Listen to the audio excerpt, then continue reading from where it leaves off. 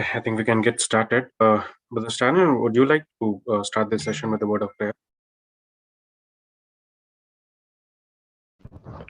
Okay, brother.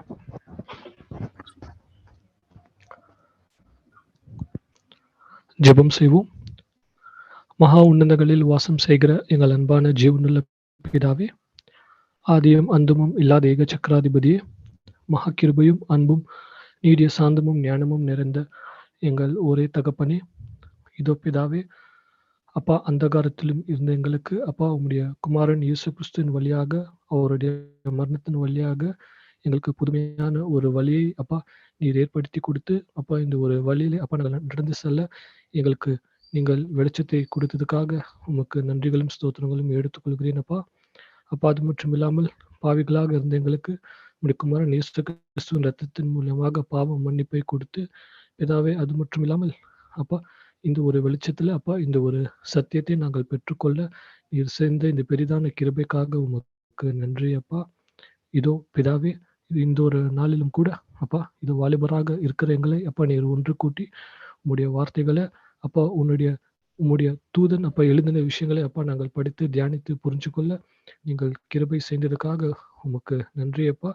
அப்பா இந்த ஒரு நேரத்திலும் கூட அப்பா நாங்கள் வீணடிக்காதபடிக்கு அப்பா நாங்கள் தியானிக்கிற விஷயத்தை நாங்கள் சரியாக புரிந்து கொள்ள நீர் தாமே கிருபை செஞ்சு வழிநடத்துமாறு இந்த ஒரு தாழ்மையான ஜெபத்தை கிறிஸ்து இயேசுவின் நாமத்தினாலே எடுத்துக்கொள்கிறேன் அப்பா. ஆமீன்.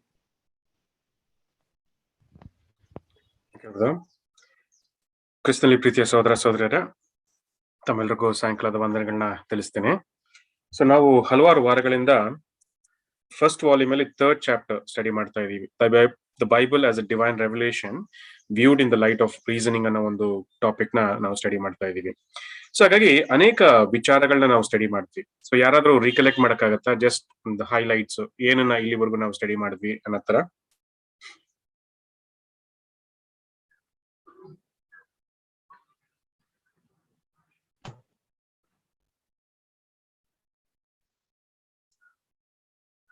ಓಕೆ, ಸೊ ನೋಡೋದಾದ್ರೆ first claim of Bible and it surface evidence of credibility ಅನ್ನೋ ಒಂದು ಟಾಪಿಕ್ ನ ನಾವು ಸ್ಟಡಿ ಮಾಡ್ತೀವಿ. ಈಗ ಬೈಬಲ್ ನೋಡ್ತಾನೆ ಅಗೈನ್ ಅದು ಒಂದು ನಂಬಿಕೆ ಬರ್ಸುವಂತ ಒಂದು ವಿಷಯ ಅನ್ನೋ ಒಂದು ಥಾಟ್ಸ್ ಅಷ್ಟೆಲ್ಲ ನಂಬಿಕೆ ಬರುವಂತ ರೀತಿಯಲ್ಲೇ ಆ ಒಂದು ವಿಚಾರಗಳನ್ನ ನಮ್ಗಾಗಿ ಕೊಟ್ಟಿದ್ದಾರೆ. ಫಸ್ಟ್ ಆಫ್ ಆಲ್ ಅಲ್ಲಿ ಅನೇಕ ವಿಚಾರಗಳನ್ನ ನಾವು ಸ್ಟಡಿ ಮಾಡಿದ್ವಿ.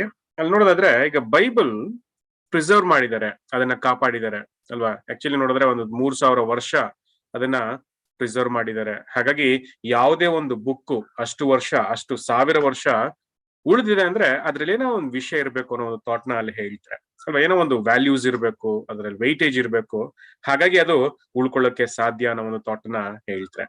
ಸೊ ಹಾಗಾಗಿ ಬೈಬಲ್ ಅನ್ನುವಾಗ್ಲೇನೆ ಅಗೈನ್ ನೋಡೋದಾದ್ರೆ ದೇವ್ರ ಅದನ್ನ ಬರ್ಸಿರೋಂತ ಒಂದು ಕಾರಣಕ್ಕೋಸ್ಕರನೇ ಅದು ಉಳ್ಕೊಂಡಿದೆ ಅನ್ನೋ ಒಂದು ಥಾಟ್ ನ ಫಸ್ಟ್ ಎಸ್ಟಾಬ್ಲಿಷ್ ಮಾಡ್ತಾರೆ. ಆಮೇಲೆ ನೋಡೋದಾದ್ರೆ ಇಟ್ಸ್ ಮಾರಲ್ ಇನ್ಫ್ಲೂಯೆನ್ಸ್ ಬಗ್ಗೆನೂ ಕೂಡ ನಾವು ನೋಡಿದ್ವಿ ಅಲ್ವಾ. ಯಾರು ಕೂಡ ಸತ್ಯವೇದನ ಓದಿದ್ರೆ ಅವರಲ್ಲಿ ಒಂದು ಒಳ್ಳೆ ಬದಲಾವಣೆಗಳಾಗ್ತವೆ ಅನ್ನೋ ಒಂದು ಥಾಟ್ಸ್ ನ ನಾವು ನೋಡಿದ್ವಿ ಅಲ್ವಾ. ಖಂಡಿತವಾಗ್ಲು ಅಲ್ವಾ. ಯೂಶಲಿ ಯಾವುದೇ ಒಂದು ರೈಟಿಂಗ್ಸ್ ನ ನಾವು ನೋಡುವಾಗ ಅದು ನಮ್ಮ ಮೇಲೆ ಏನೋ ಒಂದು ಪ್ರಭಾವ ಬೀರುತ್ತೆ.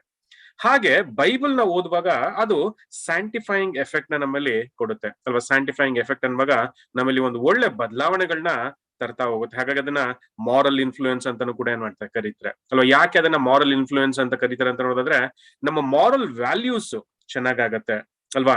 ನಾವು ತಪ್ಪಾಗಿ ಅರ್ಥ ಮಾಡ್ಕೊಂಡಿರಂತ ವಿಚಾರಗಳನ್ನ ಸರಿಪಡಿಸುವಂತ ಒಂದು ಕಾರ್ಯನ ಬೈಬಲ್ ಮಾಡುತ್ತೆ ಅಂತಾನು ಕೂಡ ಏನ್ ಮಾಡ್ತೀವಿ ನಾವು ನೋಡ್ತೀವಿ. ಆಮೇಲೆ ನಾವು ರೈಟರ್ಸ್ ಬಗ್ಗೆ ಕೂಡ ನಾವು ನೋಡಿದ್ವಿ ಅಲ್ವಾ. ಈಗ ಬೈಬಲ್ ಬರ್ದಿರುವಂತವ್ರು ನಮ್ಗೆ ಗೊತ್ತಿದೆ 40 ಆಥರ್ಸ್ ಅದನ್ನ ಬರ್ದಿದ್ದಾರೆ, ಬೇರೆ ಬೇರೆ ಟೈಮ್ ಅಲ್ಲಿ ಬರ್ದಿದ್ದಾರೆ. ಬಟ್ ಆದ್ರೂ ಕೂಡ ಎಲ್ಲದರಲ್ಲೂ ಒಂದು ಹಾರ್ಮೋನಿ ಇದೆ ಅಲ್ವಾ. ಆಕ್ಚುಲಿ ನೀವು ಜೆನೆಸಿಸ್ ಇಂದ ತಗೊಂಡು ರೆವಲ್ಯೂಷನ್ ವರ್ಗು ನೋಡಿದಾಗ ಅದರಲ್ಲಿ ಒಂದು ಹಾರ್ಮೋನಿ ಇರೋದನ್ನ ನಾವು ನೋಡ್ಬೋದು ಅಲ್ವಾ. ಒಂದೇ ಅರ್ಥ ಬರೋಂತ ರೀತಿಯಲ್ಲಿ ಒಂದೇ ಯೋಜನೆನ ಒಂದೇ ತಿಳುವಳಿಕೆಯಲ್ಲಿ ಅದನ್ನ ವ್ಯಕ್ತಪಡಿಸಿದ್ದಾರೆ. ಹೇಗೆ ನೋಡೋದಾದ್ರೆ ಇಂಥವ್ರು ಯಾಕೆ ಅಲ್ವಾ ಅವರ ಈ ರೀತಿಯಂತ ಒಂದು ವಿಷಯಗಳನ್ನ ಬರೆಯೋದಕ್ಕೆ ಕಾರಣ ಏನು ಅಂತ ನೋಡೋದಾದ್ರೆ ಖಂಡಿತ ಅಲ್ವಾ ಅದ್ರಲ್ಲಿ ಇರುವಂತ ಒಳ್ಳೆ ವಿಚಾರಗಳಂತಾನು ಕೂಡ ಏನ್ ಮಾಡ್ತೀವಿ ನಾವು ನೋಡ್ತೀವಿ. ಯೂಶಲಿ ನೋಡೋದಾದ್ರೆ ಬೈಬಲ್ ಅಲ್ಲಿ ಎಲ್ಲಾನು ಕೂಡ ರೆಕಾರ್ಡ್ ಮಾಡಿಸಿದ್ದಾರೆ, ಒಳ್ಳೇದಾಗಿರ್ಲಿ ಕೆಟ್ಟದಾಗಿರ್ಲಿ ಅಲ್ವಾ, ಅದನ್ನ ರೆಕಾರ್ಡ್ ಮಾಡಿಸಿದ್ದಾರೆ. ಒಂದು ವ್ಯಕ್ತಿ ಬಗ್ಗೆ ಅವನಲ್ಲಿ ಇದ್ದಂತ ಒಳ್ಳೆ ವಿಚಾರಗಳನ್ನು ಕೂಡ ಹೇಳಿದ್ದಾರೆ, ಹಾಗೆ ಅವನು ಮಾಡಿದಂತ ತಪ್ಪುಗಳನ್ನ ಪಾಪಗಳನ್ನು ಕೂಡ ಹೇಳಿದ್ದಾರೆ.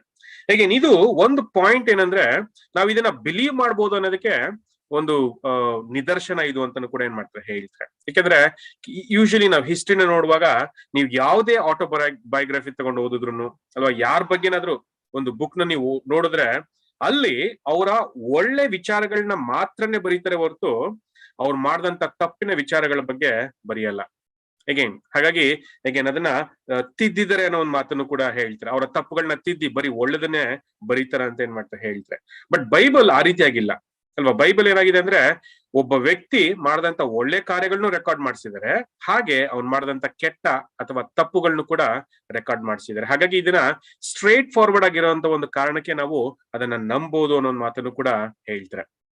ಅಷ್ಟೆಲ್ಲ ಎಷ್ಟೋ ಜನ ಈ ಒಂದು ಬೈಬಲ್ಗೋಸ್ಕರ ತಮ್ಮ ಪ್ರಾಣಗಳನ್ನ ಕೊಟ್ಟಿದ್ದಾರೆ ಅಲ್ವಾ.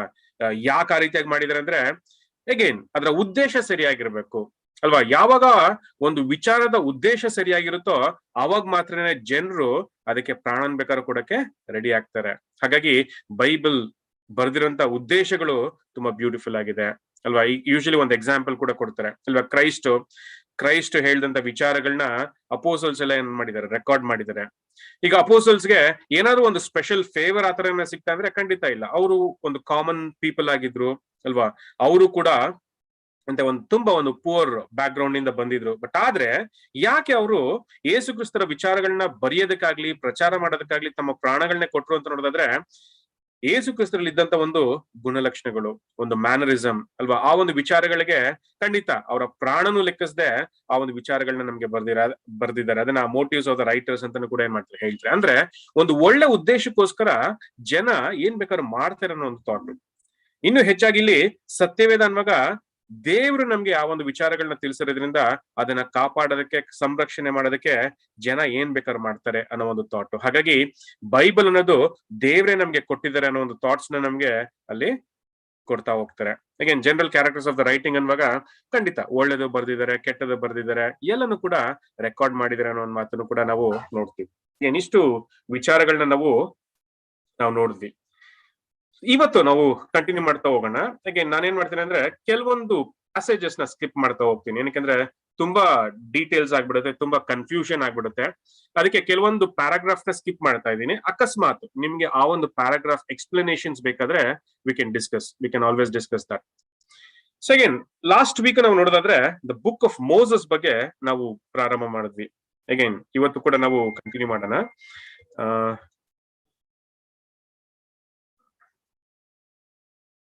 ಕ್ವೆಶ್ಚನ್ ನಂಬರ್ 13 ಸೊ ಇವತ್ತು ನಾವು ಇಷ್ಟು ವಿಚಾರಗಳನ್ನ ಕವರ್ ಮಾಡ್ತೀವಿ. ಆಕ್ಚುಲಿ ಯಾವ ವಿಚಾರಗಳನ್ನ ಇವತ್ತು ಸ್ಟಡಿ ಮಾಡ್ತೀವಿ ಅಂತ ನೋಡೋದಾದ್ರೆ first of all loss of Moses ಬಗ್ಗೆ ನಾವು ಸ್ಟಡಿ ಮಾಡ್ತೀವಿ ಅಲ್ವಾ. ಮೋಶೆ ಮುಖಾಂತರ ಕೊಟ್ಟಂತ ಧರ್ಮಶಾಸ್ತ್ರದ ವಿಚಾರಗಳ ಬಗ್ಗೆ ಸ್ಟಡಿ ಮಾಡ್ತೀವಿ. ಸೊ ಯಾಕೆ ನಾವು ಮೋಶೆಗೆ ಕೊಟ್ಟಂತ ಧರ್ಮಶಾಸ್ತ್ರದ ಬಗ್ಗೆ ನಾವು ಸ್ಟಡಿ ಮಾಡ್ತೀವಿ ಅಂದ್ರೆ ಒಂದು ದೇವರು ಅದನ್ನ ಕೊಟ್ಟಿರೋಂತ ಒಂದು ವಿಚಾರ. ಏನಕ್ಕಂದ್ರೆ ನಮ್ಗೆ ಗೊತ್ತಿದೆ ಅಲ್ವಾ, ಮೋಶೆನ ಬೆಟ್ಟದ ಮೇಲೆ ಕರ್ಸ್ಕೊಂಡು ಆ ಒಂದು ಲಾನ ಕೊಟ್ರು. ಆ ಲಾನ ಇಸ್ರಾಯೇಲ್ ಜನ ಪಠಣ ಮಾಡ್ತಾ ಇದ್ರು, ಓದ್ತಾ ಇದ್ರು ಅಲ್ವಾ. ಹಾಗಾಗಿ ಅವ್ರಿಗೆ ಗೊತ್ತಿತ್ತು ಆ ಒಂದು ಲಾ ದೇವರಿಂದ ಬಂದಿದೆ ಅಂತ. ಅಷ್ಟೇ ಅಲ್ಲ, ಜನ ಯಾವ ರೀತಿ ನಡ್ಕೋಬೇಕು ಅನ್ನೋ ಒಂದು ವಿಚಾರಗಳನ್ನ ಆ ಒಂದು ಲಾಸ್ ಅಲ್ಲಿ ಬರೆದಿದ್ರು. ಅಷ್ಟೇ ಅಲ್ಲ, ಅವಾಗಿಂದ ಈಗವರೆಗೂ ಆ ಒಂದು ಲಾನ ಮನುಷ್ಯ ಯೂಸ್ ಮಾಡ್ತಾ ಇದ್ದಾರೆ ಅಂತಾನು ಕೂಡ ಏನ್ ಮಾಡ್ತಾರೆ ಹೇಳ್ತಾರೆ. ಈಗ್ಲೂ ಕೂಡ ನಾವು ಕೆಲವೊಂದು ಕಾನ್ಸ್ಟಿಟ್ಯೂಷನ್ ಓದಿದ್ರೆ ಅಲ್ವಾ, ಕೆಲವೊಂದು ಈಗ ಪ್ರತಿಯೊಂದು ದೇಶಕ್ಕೂ ತನ್ನದೇ ಆದಂತ ಒಂದು ಕಾನ್ಸ್ಟಿಟ್ಯೂಷನ್ ಬುಕ್ ಇದೆ ಅಲ್ವಾ, ಹೇಗೆ ನಡ್ಕೋಬೇಕು, ಏನ್ ರೂಲ್ಸ್ ರೆಗ್ಯುಲೇಷನ್ಸ್ ಎಲ್ಲ ಇದೆ. ಅದರಲ್ಲಿ ನಾವು ನೋಡಿದ್ರೆ ಮೋಶೆ ಕೊಟ್ಟಂತ ಧರ್ಮಶಾಸ್ತ್ರನ ಯೂಸ್ ಮಾಡ್ಕೊಂಡು ಅದರ ಬೇಸಿಸ್ ಮೇಲೆ ಅವರ ಕಾನ್ಸ್ಟಿಟ್ಯೂಷನ್ ನ ಡಿಫೈನ್ ಮಾಡಿದ್ದಾರೆ. ಏನಕ್ಕಂದ್ರೆ ಒಬ್ಬ ವ್ಯಕ್ತಿಯ ರೈಟ್ಸ್ ಅಂಡ್ ಪ್ರಿವಿಲೇಜಸ್ ಯಾವ ರೀತಿಯಾಗಿ ಇರ್ಬೇಕು ಅನ್ನೋದನ್ನ ಫಸ್ಟ್ ನಮ್ಗೆ ಬೈಬಲ್ ಅಲ್ಲೇ ತಿಳಿಸ್ಕೊಟ್ಟಿರೋಂಥದ್ದು.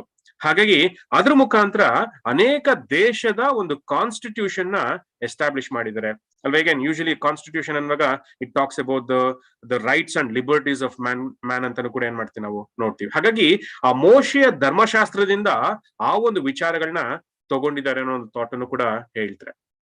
ನೋಡೋದಾದ್ರೆ ಅಕಸ್ಮಾತ್ ಬೇರೆ ರಿಲಿಜಿಯಸ್ ಬುಕ್ಸ್ ಅಲ್ವಾ, ಬೇರೆ ರಿಲಿಜಿಯಸ್ ಥಾಟ್ಸ್ ಅಷ್ಟು ಇಂಪಾರ್ಟೆಂಟ್ ಆಗಿದ್ರೆ ಜನ ಅದರಿಂದನೇ ಅದನ್ನ ತಗೋಬಹುದಾಗಿತ್ತು. ಬಟ್ ನೋಡೋದಾದ್ರೆ ಮೆಜಾರಿಟಿ ಏನ್ ಮಾಡಿದ್ದಾರೆ ಅಂದ್ರೆ ಮೋಶೆಯ ಧರ್ಮಶಾಸ್ತ್ರದ ಆಧಾರದ ಮೇಲೆ ಆ ಒಂದು ಕಾನ್ಸ್ಟಿಟ್ಯೂಷನ್ ನ ಡಿಫೈನ್ ಮಾಡಿದ್ದಾರೆ ಅಂತಾನು ಕೂಡ ಏನ್ ಮಾಡ್ತೀವಿ ನಾವು ನೋಡ್ತೀವಿ. ಹಾಗಾಗಿ ದ ಲಾ ಆಫ್ ಮೋಸಸ್ ಬಗ್ಗೆ ಕೆಲವೊಂದು ವಿಚಾರಗಳನ್ನ ಸ್ಟಡಿ ಮಾಡ್ತೀವಿ. ಆಮೇಲೆ ನೆಕ್ಸ್ಟ್ ನಾವ್ ಏನ್ ಸ್ಟಡಿ ಮಾಡ್ತೀವಿ ಅಂದ್ರೆ peculiarities of the government instituted by Moses. Again, ಮೋಶೆ ಯಾವ ರೀತಿಯಾಗಿ ತನ್ನ ಒಂದು ಜನರನ್ನ ನಡೆಸ್ತಾ ಇದ್ರು ಅನ್ನೋ ಒಂದು ಥಾಟ್ಸ್ ಬಗ್ಗೆ ಕೆಲವೊಂದು ಅಂಶಗಳನ್ನ ನಾವು ಸ್ಟಡಿ ಮಾಡ್ತೀವಿ. ಅಲ್ಲಿ ಇನ್ನೊಂದು ಥಾಟ್ ಕೂಡ ಹೇಳ್ತಾರೆ, it was not a system of priest craft ಅಂತ. ಅಗೇನ್ ಇದ್ರ ಬಗ್ಗೆ ನಾವು ತುಂಬಾ ಡೀಟೇಲ್ ಆಗಿ ಹೋಗಲ್ಲ. ಅಗೇನ್ ಕೆಲವ್ರಿಗೆ ಅನ್ಸುತ್ತೆ ಈಗ ಜನರನ್ನ ನಡೆಸಿದಂತವ್ರು ಯಾಜಕರು ಅಲ್ವಾ, ಹಾಗಾಗಿ ಯಾಜಕರು ಆ ರೂಲ್ಸ್ ಅಂಡ್ ರೆಗ್ಯುಲೇಷನ್ಸ್ ನ ಮಾಡ್ತಾ ಇದ್ರು ಅಂತಾನು ಕೂಡ ಏನ್ ಮಾಡ್ತಾರೆ, ಕೆಲವು ಬಿಲೀವ್ ಮಾಡ್ತಾರೆ. ಬಟ್ ಅಗೇನ್ ಯಾಜಕರಿಗೆ ಆ ಒಂದು ರೂಲ್ಸ್ ಅಂಡ್ ರೆಗ್ಯುಲೇಷನ್ ನ ಕೊಟ್ಟಿದ್ದು ದೇವ್ರೆ ಅಂತಾನು ಕೂಡ ಏನ್ ಮಾಡ್ತೀವಿ ನಾವು ನೋಡ್ತೀವಿ. ಆ ಧರ್ಮಶಾಸ್ತ್ರದ ಮುಖಾಂತರ ಆ ಒಂದು ರೂಲ್ಸ್ ಅಂಡ್ ರೆಗ್ಯುಲೇಷನ್ ಅವ್ರಿಗೆ ಕೊಟ್ಟಿದ್ರು. ಹಾಗಾಗಿ ಇಸ್ರಾಯೇಲ್ ಜನನ ಹಿಂದೆ ಯಾಜಕರು ನಡೆಸ್ತಾರಲ್ಲ, ಬದಲಿಗೆ ದೇವ್ರು ಕೊಟ್ಟಂತ ಆಜ್ಞೆಗಳ ಮುಖಾಂತರ ಅವರು ನಡೆಸ್ತಾ ಇದ್ರು ಅನ್ನೋ ಒಂದು ಥಾಟ್ ಕೂಡ ಅಲ್ಲಿ ಹೇಳ್ತಾರೆ. ಆಮೇಲೆ ಕೆಲವೊಂದು ವಿಚಾರಗಳ ಬಗ್ಗೆ ನೋಡ್ತೀವಿ. ಪರ್ಟಿಕ್ಯುಲರ್ ಆಗಿ ಕೆಲವೊಂದು ಲಾಸ್ ನ ತಗೊಂಡು ಅದು ಹೇಗೆ ಸಿವಿಲ್ ರೂಲ್ಸ್ ಆಗಿದೆ ಅನ್ನೋ ಒಂದು ಥಾಟ್ ಅನ್ನು ಕೂಡ ನಾವು ನೋಡ್ತೀವಿ. ಅಗೇನ್ ಈಗಿನ ಕಾಲಕ್ಕೆ ಕೆಲವೊಂದು ವಿಚಾರಗಳನ್ನ ಅರ್ಥ ಮಾಡ್ಕೊಂಡು ಆ ಲಾಸ್, ಆ ನ್ಯಾಯ ಪ್ರಮಾಣ ಹೇಗೆ ಮನುಷ್ಯನ್ಗೆ ಒಳ್ಳೇದಾಗಿತ್ತು ಅನ್ನೋ ಒಂದು ಥಾಟ್ಸ್ ಕೂಡ ನಾವು ಸ್ಟಡಿ ಮಾಡ್ತೀವಿ. ಆಮೇಲೆ rich and poor on common level before the law ಅಲ್ವಾ, ದೇವರ ನ್ಯಾಯದ ಮುಂದೆ ಶ್ರೀಮಂತ ಆಗ್ಲಿ ಬಡವ ಆಗ್ಲಿ ಅನ್ನೋ ಭೇದ ಇಲ್ಲ, ಅವ್ರೆಲ್ರಿಗೂ ಒಂದೇ ಸಮಾನವಾದಂತ ಒಂದು ನ್ಯಾಯ ಪ್ರಮಾಣನ ಕೊಟ್ರು ಅನ್ನೋ ಒಂದು ಥಾಟ್ಸ್ ಕೂಡ ನಾವು ನೋಡ್ತೀವಿ. ಸೊ ಬೇಸಿಕಲಿ ಇವತ್ತಿನ ಒಂದು ಕ್ಲಾಸ್ ಅಲ್ಲಿ ಮೋಶೆ ಕೊಟ್ಟಂತ ಧರ್ಮಶಾಸ್ತ್ರದ ವಿಚಾರಗಳನ್ನ ನಾವು ಸ್ಟಡಿ ಮಾಡ್ತಾ ಹೋಗ್ತೀವಿ ಅಲ್ವಾ. ಯಾಕೆ ಮೋಶೆ ಕೊಟ್ಟಂತ ಧರ್ಮಶಾಸ್ತ್ರಗಳ ವಿಚಾರವಾಗಿ ಸ್ಟಡಿ ಮಾಡ್ತೀವಿ ಅಂದ್ರೆ, ಅಗೇನ್ ಫಸ್ಟ್ ಆಫ್ ಆಲ್ ಒಂದು, ಇದು ದೇವರು ನಮ್ಗೆ ಡೈರೆಕ್ಟ್ ಆಗಿ ಕೊಟ್ಟಿರುವಂತ ವಿಚಾರ, ಹಾಗಾಗಿ ನಮ್ಗೆ ಬೈಬಲ್ ಮೇಲೆ ಆಸಕ್ತಿ ಬರುತ್ತೆ ಅಲ್ವಾ. ಬೈಬಲ್ ದೇವರೇ ಕೊಟ್ಟಿರುವಂತ ಒಂದು ವಿಚಾರಗಳಿಗೆ ಇದೊಂದು ಎವಿಡೆನ್ಸ್ ಅಂತಾನು ಕೂಡ ಏನ್ ಮಾಡ್ತೀವಿ ನಾವು ನೋಡ್ತೀವಿ. ಅಷ್ಟೆಲ್ಲ ಯಾವ ರೀತಿಯ ಒಂದು ಧರ್ಮಶಾಸ್ತ್ರನ ಮನುಷ್ಯನ ಒಳಿತಿಗಾಗಿ ಮಾಡಿದ್ರು ಅನ್ನೋ ಒಂದು ವಿಚಾರಗಳಲ್ಲಿ ಕೆಲವೊಂದು ರೂಲ್ಸ್ ನ, ಕೆಲವೊಂದು ನ್ಯಾಯ ಪ್ರಮಾಣನ ನಾವು ಸ್ಟಡಿ ಮಾಡ್ತೀವಿ. ಅಷ್ಟೆಲ್ಲ ದೇವರ ದೃಷ್ಟಿಯಲ್ಲಿ ಎಲ್ಲರೂ ಸಮಾನ ಅನ್ನೋ ಥಾಟ್ನು ಕೂಡ ನಮ್ಗೆ ಇದ್ರಲ್ಲಿ ಏನ್ ಮಾಡ್ತಾರೆ, ತಿಳಿಸ್ತಾರೆ. ಅಗೇನ್ ಈ ಎಲ್ಲಾ ವಿಚಾರಗಳ ಹಿಂದೆ ದೇವರೇ ಇದ್ದಾರೆ ಅನ್ನೋ ಒಂದು ಥಾಟ್ಸ್ ನಮ್ಗೆ ಅರ್ಥ ಆಗ್ಬೇಕನ್ನೋದೇ ಈ ಒಂದು ಭಾಗದ ಉದ್ದೇಶ. ಅದರ ಥಾಟ್ಸ್ ಅಂತಾನು ಕೂಡ ಏನ್ ಮಾಡ್ತೀವಿ ನಾವು ನೋಡ್ತೀವಿ. ಅಗೇನ್ ಸೊ ಇಲ್ಲಿವರೆಗೂ ಏನಾದ್ರು ಕ್ಲಾರಿಫಿಕೇಶನ್ಸ್ ಇರಬೇಕಾ? ಏನಾದ್ರು ಕ್ವೆಶನ್ಸ್ ಇದೆಯಾ? Okay, so we will continue. Continue with question number 13. How does the Genesis account of creation compare with that of other nations, and what is the reasonable conclusion respecting Moses as its author? Again, ಈ ಒಂದು ಪ್ರಶ್ನೆಯಲ್ಲಿ ಎರಡು ವಿಚಾರಗಳು ಅಡಕವಾಗಿದೆ. ಒಂದು, ಸೃಷ್ಟಿ ಬಗ್ಗೆ ಮಾತಾಡ್ತಾರೆ. ಈಗ ಯೂಶಲಿ ಆದಿಕಾಂಡದಲ್ಲಿ ನಮ್ಗೆ ಗೊತ್ತಿದೆ ದೇವರು ಸೃಷ್ಟಿ ಬಗ್ಗೆ ಮಾತಾಡ್ತಾ ಇದಾರೆ, ಹಾಗಾಗಿ ಇದೇ ಸೃಷ್ಟಿ ಬಗ್ಗೆ ಬೇರೆ ಯಾರಾದ್ರೂ ಮಾತಾಡಿದಾರ ಅನ್ನೋ ಒಂದು ವಿಚಾರಗಳು. ಅಗೇನ್ ಅದ್ರ ಬಗ್ಗೆ ಒಂದು ಎಕ್ಸಾಂಪಲ್ಸ್ ನ ಕೊಡ್ತಾರೆ. ಆಮೇಲೆ ನೆಕ್ಸ್ಟ್ ಏನ್ ಹೇಳ್ತಾರೆ ಅಂದ್ರೆ, what is the reasonable conclusion respecting Moses as it's author. ಆ ಧರ್ಮಶಾಸ್ತ್ರನ ಕೊಟ್ಟಿರುವಂತದ್ದು ಅಥವಾ ಆ ಫಸ್ಟ್ 5 ಬುಕ್ಸ್ ನ ಬರ್ದಿರೋಂಥದ್ದು ಮೋಶೆನೆ ಅಂತ ಹೇಳ್ತಾರೆ. ಅಗೇನ್ ಅದರ ಕೆಲವೊಂದು ವಿಚಾರಗಳನ್ನ ನಮ್ಗೆ ಸ್ಟಡಿ ಈ ಒಂದು ಪ್ರಶ್ನೆಯಲ್ಲಿ ನಮ್ಗೆ ತಿಳಿಸ್ತಾರೆ. ಹಾಗಾಗಿ ಫಸ್ಟ್ ಸೃಷ್ಟಿ ಬಗ್ಗೆ ಕೆಲವೊಂದು ವಿಚಾರಗಳನ್ನ ರೀಸನ್ ಔಟ್ ಮಾಡ್ತೀವಿ. ಅಗೇನ್ ಬೈಬಲ್ ಅಲ್ಲಿ ಹೇಳಿರುವಂತ ಸೃಷ್ಟಿ, ಹಾಗೆ ಬೇರೆ ದೇಶಗಳಲ್ಲಿರುವಂತ ಒಂದು ಸೃಷ್ಟಿಯ ಕಾರ್ಯಗಳ ಬಗ್ಗೆ ನಾವು ನೋಡ್ತೀವಿ. ಆಮೇಲೆ ಆ ಫಸ್ಟ್ 5 ಬುಕ್ಸ್ ಅಲ್ವಾ, ಜೆನೆಸಿಸ್ ಇಂದ ಹಿಡಿದು ಡ್ಯೂಟ್ರಾನಮಿ ಅವರಿಗೆ ಮೋಶನೆ ಬರ್ದಿದ್ದು ಅನ್ನೋ ಒಂದು ಥಾಟ್ಸ್ ಕೂಡ ಏನ್ ಮಾಡ್ತಾರೆ, ಹೇಳ್ತಾರೆ. ಯಾರು ಓದ್ತೀರಾ ಇದನ್ನ?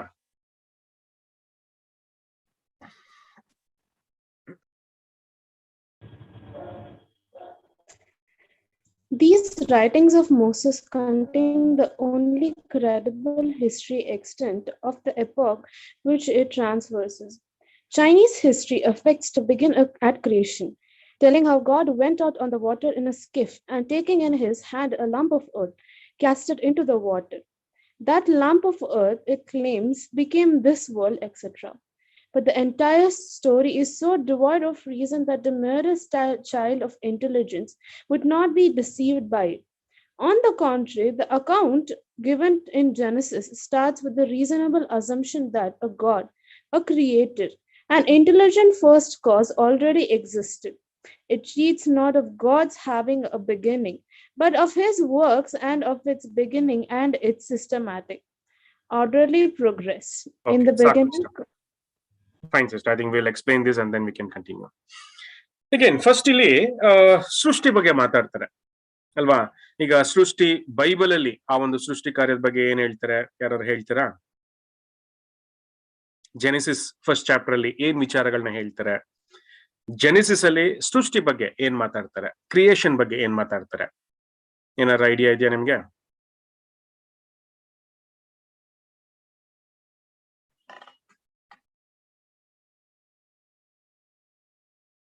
ಅಗೇನ್ ಈ ಒಂದು ಟಾಪಿಕ್ ನಾವು ಮಾತಾಡುವಾಗ್ಲೇ ನಮ್ಗೆ ಅರ್ಥ ಆಗತ್ತೆ. ಬರೀ ಓದ್ಕೊಂಡು ಹೋದ್ರೆ ಅದರಲ್ಲಿ ಇರೋಂಥ ವಿಚಾರಗಳನ್ನ ನಾವು ರೀಸನ್ ಔಟ್ ಮಾಡಕ್ಕಾಗಲ್ಲ. ಅಗೇನ್ ಇಲ್ಲಿ ಒಂದು ಬೆಳಕನ್ನ ಇಟ್ಕೊಂಡು ನಾವು ದೇವರನ್ನ ತಿಳ್ಕೊಳ್ಳುವಂತ ಒಂದು ಪ್ರಯತ್ನ ಮಾಡ್ತಾ ಇದೀವಿ. ಹಾಗಾಗಿ ರೀಸನಿಂಗ್ ತುಂಬಾ ಮುಖ್ಯ ಆಗತ್ತೆ. ಈಗ ಬೈಬಲ್ ಅಲ್ಲಿ ಕ್ರಿಯೇಷನ್ ಬಗ್ಗೆ ಏನ್ ಹೇಳ್ತಾರೆ, ಹೇಗ್ ಪ್ರಾರಂಭ ಮಾಡ್ತಾರೆ, ಏನೆಲ್ಲ ಕಾರ್ಯಗಳನ್ನ ಆ ಫಸ್ಟ್ ಚಾಪ್ಟರ್ ಆಫ್ ಜೆನೆಸಿಸ್ ಅಲ್ಲಿ ಹೇಳ್ತಾರೆ, ಸುಮ್ನೆ ಬ್ರೀಫ್ ಆಗಿ ನಿಮ್ಗೆ ಅನ್ಸಿದ್ನ ಹೇಳಿ, ತೊಂದ್ರೆ ಇಲ್ಲ. Brother, can I? Yeah, please go ahead. Brother, in the first verses of Genesis chapter 1, it tells that in the beginning God created the heavens and the earth. And so as we go on, it goes that earth was without a proper shape, and it was just a form, and it was empty inside. And there were a lot of water canopies and different kinds of rings developing around it. And then God divided the earth, the ground and the sky. And then there was light, which was not the sun, but the aurora borealis, which we have learned in the photodrama of creation. And then as he goes on, he explains on how he divided the firmaments and all. And then also the days go on, and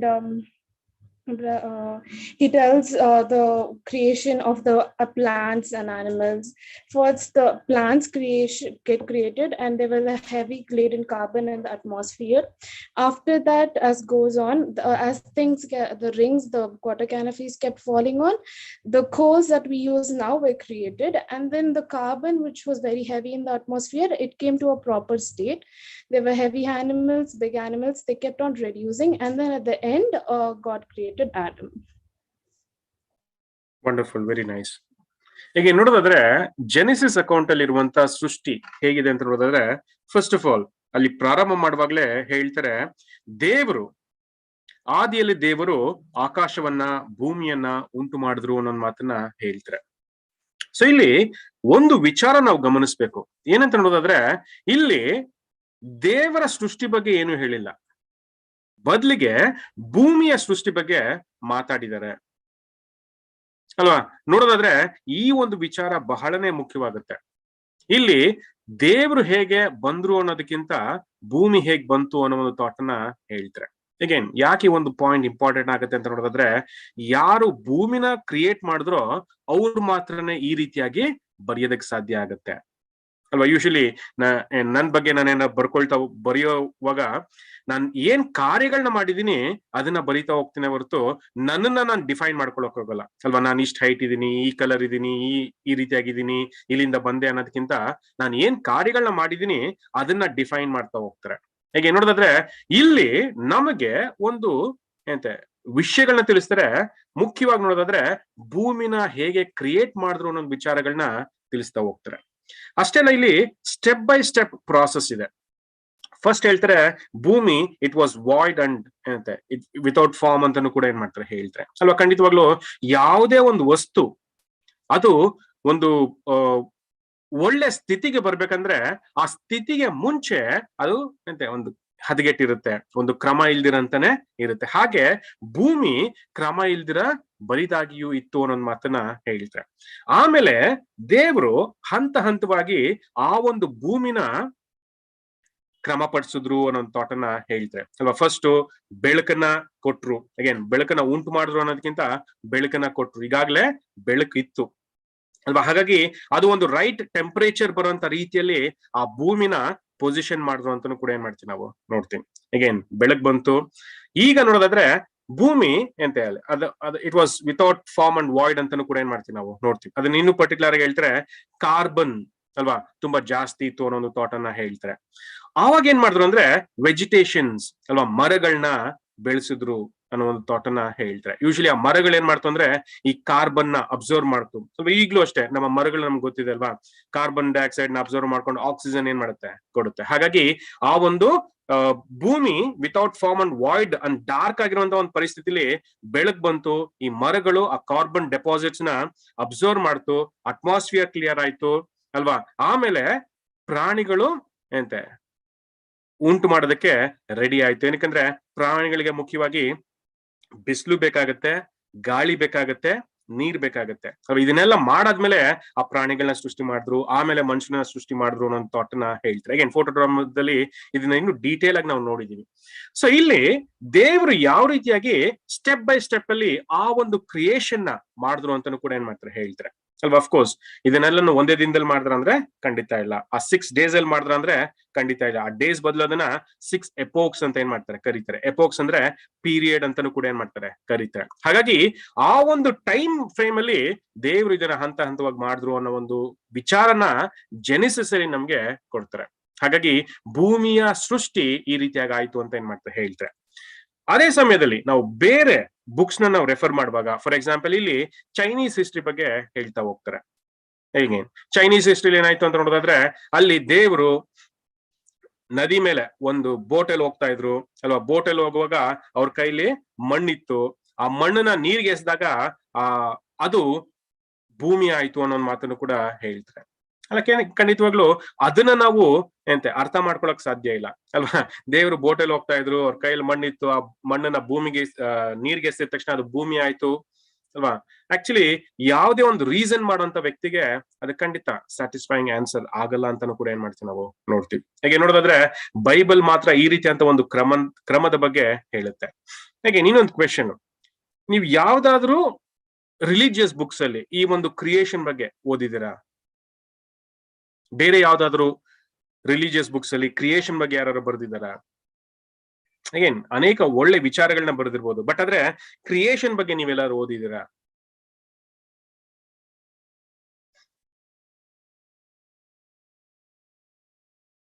Hindu ಮೈಥಾಲಜಿಲಿ ಏನಾದ್ರು ಹೇಳ್ತಾರ ಸೃಷ್ಟಿ ಬಗ್ಗೆ? ಯಾರು ಓದಿದ್ರ?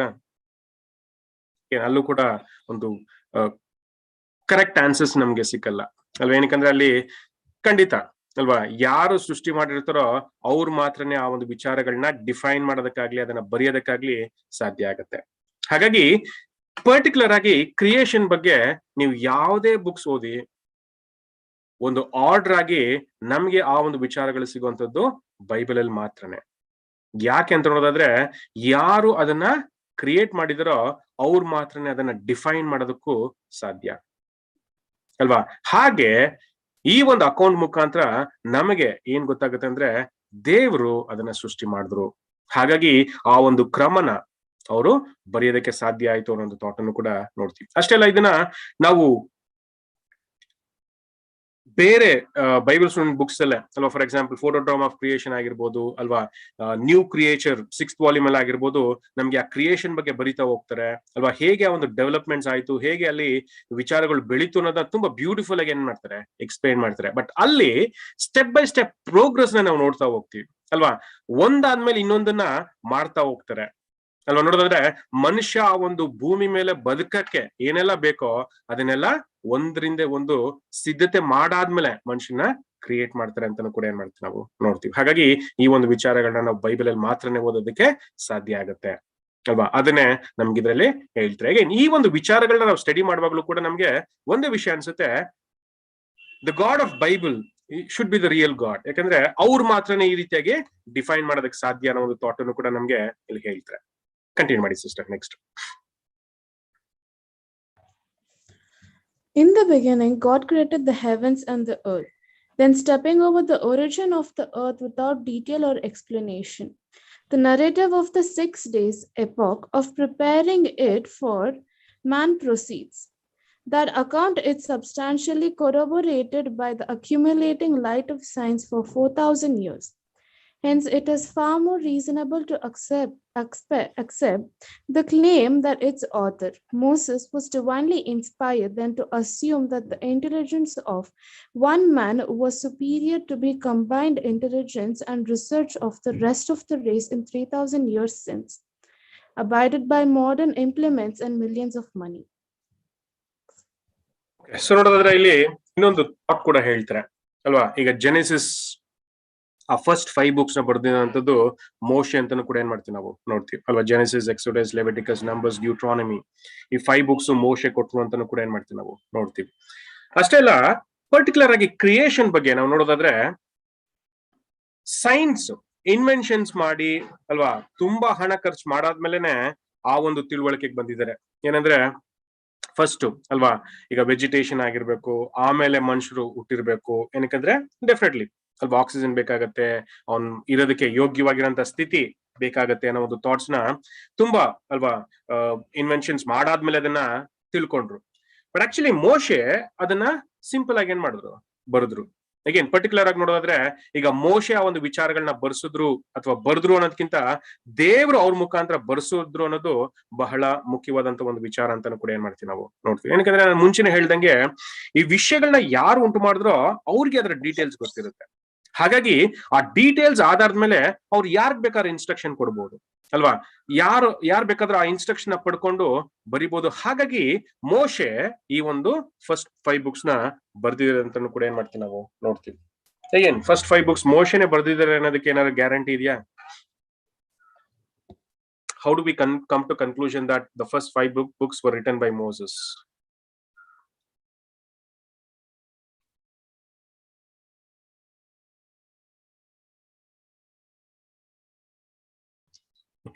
First 5 books ಮೋಶೆನೆ ಬರ್ದ್ರಾ? Yes, brother. How do we come to conclusion? Brother, I think like in Deuteronomy, I think he'll be speaking Deuteronomy. It will be his last days, so Mhm. he'll be speaking with the Israelites, and he'll be handing over them something which he has written Okay, and yeah. asking them to read it out again and again. Yeah, maybe. Right, exactly ಅಲ್ವಾ. So ಹಾಗಾಗಿ ಏನ್ ಮಾಡ್ತಾರೆ ಅಂದ್ರೆ ಮೋಶೆ ಅಥವಾ ದೇವರು ಮೋಸಸ್ಗೆ ಕೊಟ್ಟಂತ instruction ಏನಂದ್ರೆ ಈ ಧರ್ಮಶಾಸ್ತ್ರನ ಜನರ ಮುಂದೆ ಓದ್ರಿ ಅಂತಾನು ಕೂಡ ಏನ್ ಮಾಡ್ತಾರೆ ಹೇಳ್ತಾರೆ. ಹಾಗೆ ಮೋಶೆ ಇಸ್ರಾಯೇಲ್ ಜನಕ್ಕೆ ಆಜ್ಞಾಪನೆ ಕೊಡ್ತಾರೆ. ಏನಂದ್ರೆ ಈ ಧರ್ಮಶಾಸ್ತ್ರನ ಜನದ ಮುಂದೆ ನೀವು ಓದ್ಬೇಕು. ಇನ್ನೊಂದು ಸಿಂಪಲ್ ಆಗಿ ನೋಡೋದಾದ್ರೆ it is always called as law of Moses ಅಲ್ವಾ, ಲಾಸ್ ಆಫ್ ಮೋಸಸ್ ಅಂತಾನು ಕೂಡ ಏನ್ ಮಾಡ್ತೀವಿ ನಾವು ಕರಿತೀವಿ ಅಲ್ವಾ.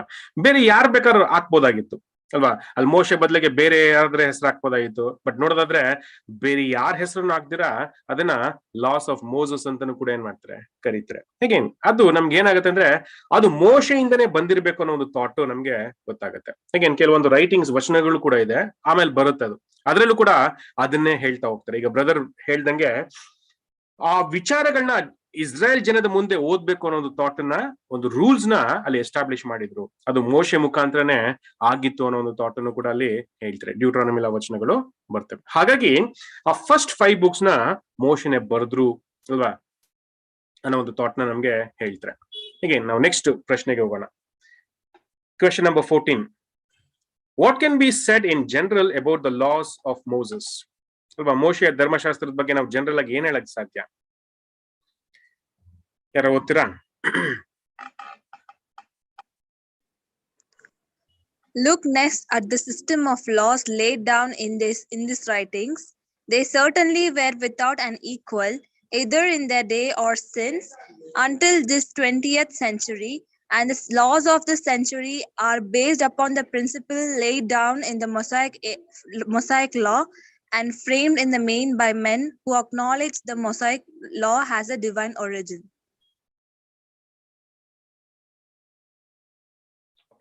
ಸೊ ಹಾಗಾಗಿ what can be said in general about the laws of Moses? ಒಂದು ಲೈನ್ ಅಲ್ಲಿ ಏನಾದ್ರು ಹೇಳ್ಬೇಕಂದ್ರೆ ಏನ್ ಹೇಳ್ತೀರಾ? ಮೋಶೆಯ ಧರ್ಮಶಾಸ್ತ್ರದ ಬಗ್ಗೆ ಏನ್ ಹೇಳಕ್ ಇಷ್ಟಪಡ್ತೀರಾ?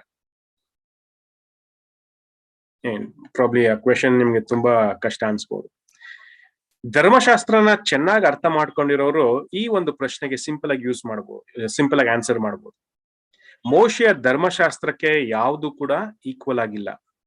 ಅದು ಆಗಿನ ದಿನದಲ್ಲಾಗಿರ್ಬೋದು ಅಥವಾ ನಮ್ಮ ದಿನದಲ್ಲಾಗಿರ್ಬೋದು ಅಲ್ವಾ. ಏನಿದೆ ಆ ರೀತಿಯಾಗಿ ಮೋಶೆಯ ಧರ್ಮಶಾಸ್ತ್ರದಲ್ಲಿ ಅಂತ ನೋಡೋದಾದ್ರೆ ಪ್ರತಿಯೊಂದು ವ್ಯಕ್ತಿಯ ರೈಟ್ಸ್ ಅಂಡ್ ಲಿಬರ್ಟೀಸ್ಗೆ ಯಾವ ಧಕ್ಕೆನು ಬರ್ದಿರೋಂತ ರೀತಿಯಲ್ಲಿ ಆ ಒಂದು ಧರ್ಮಶಾಸ್ತ್ರನ ಫ್ರೇಮ್ ಮಾಡಿದ್ದಾರೆ.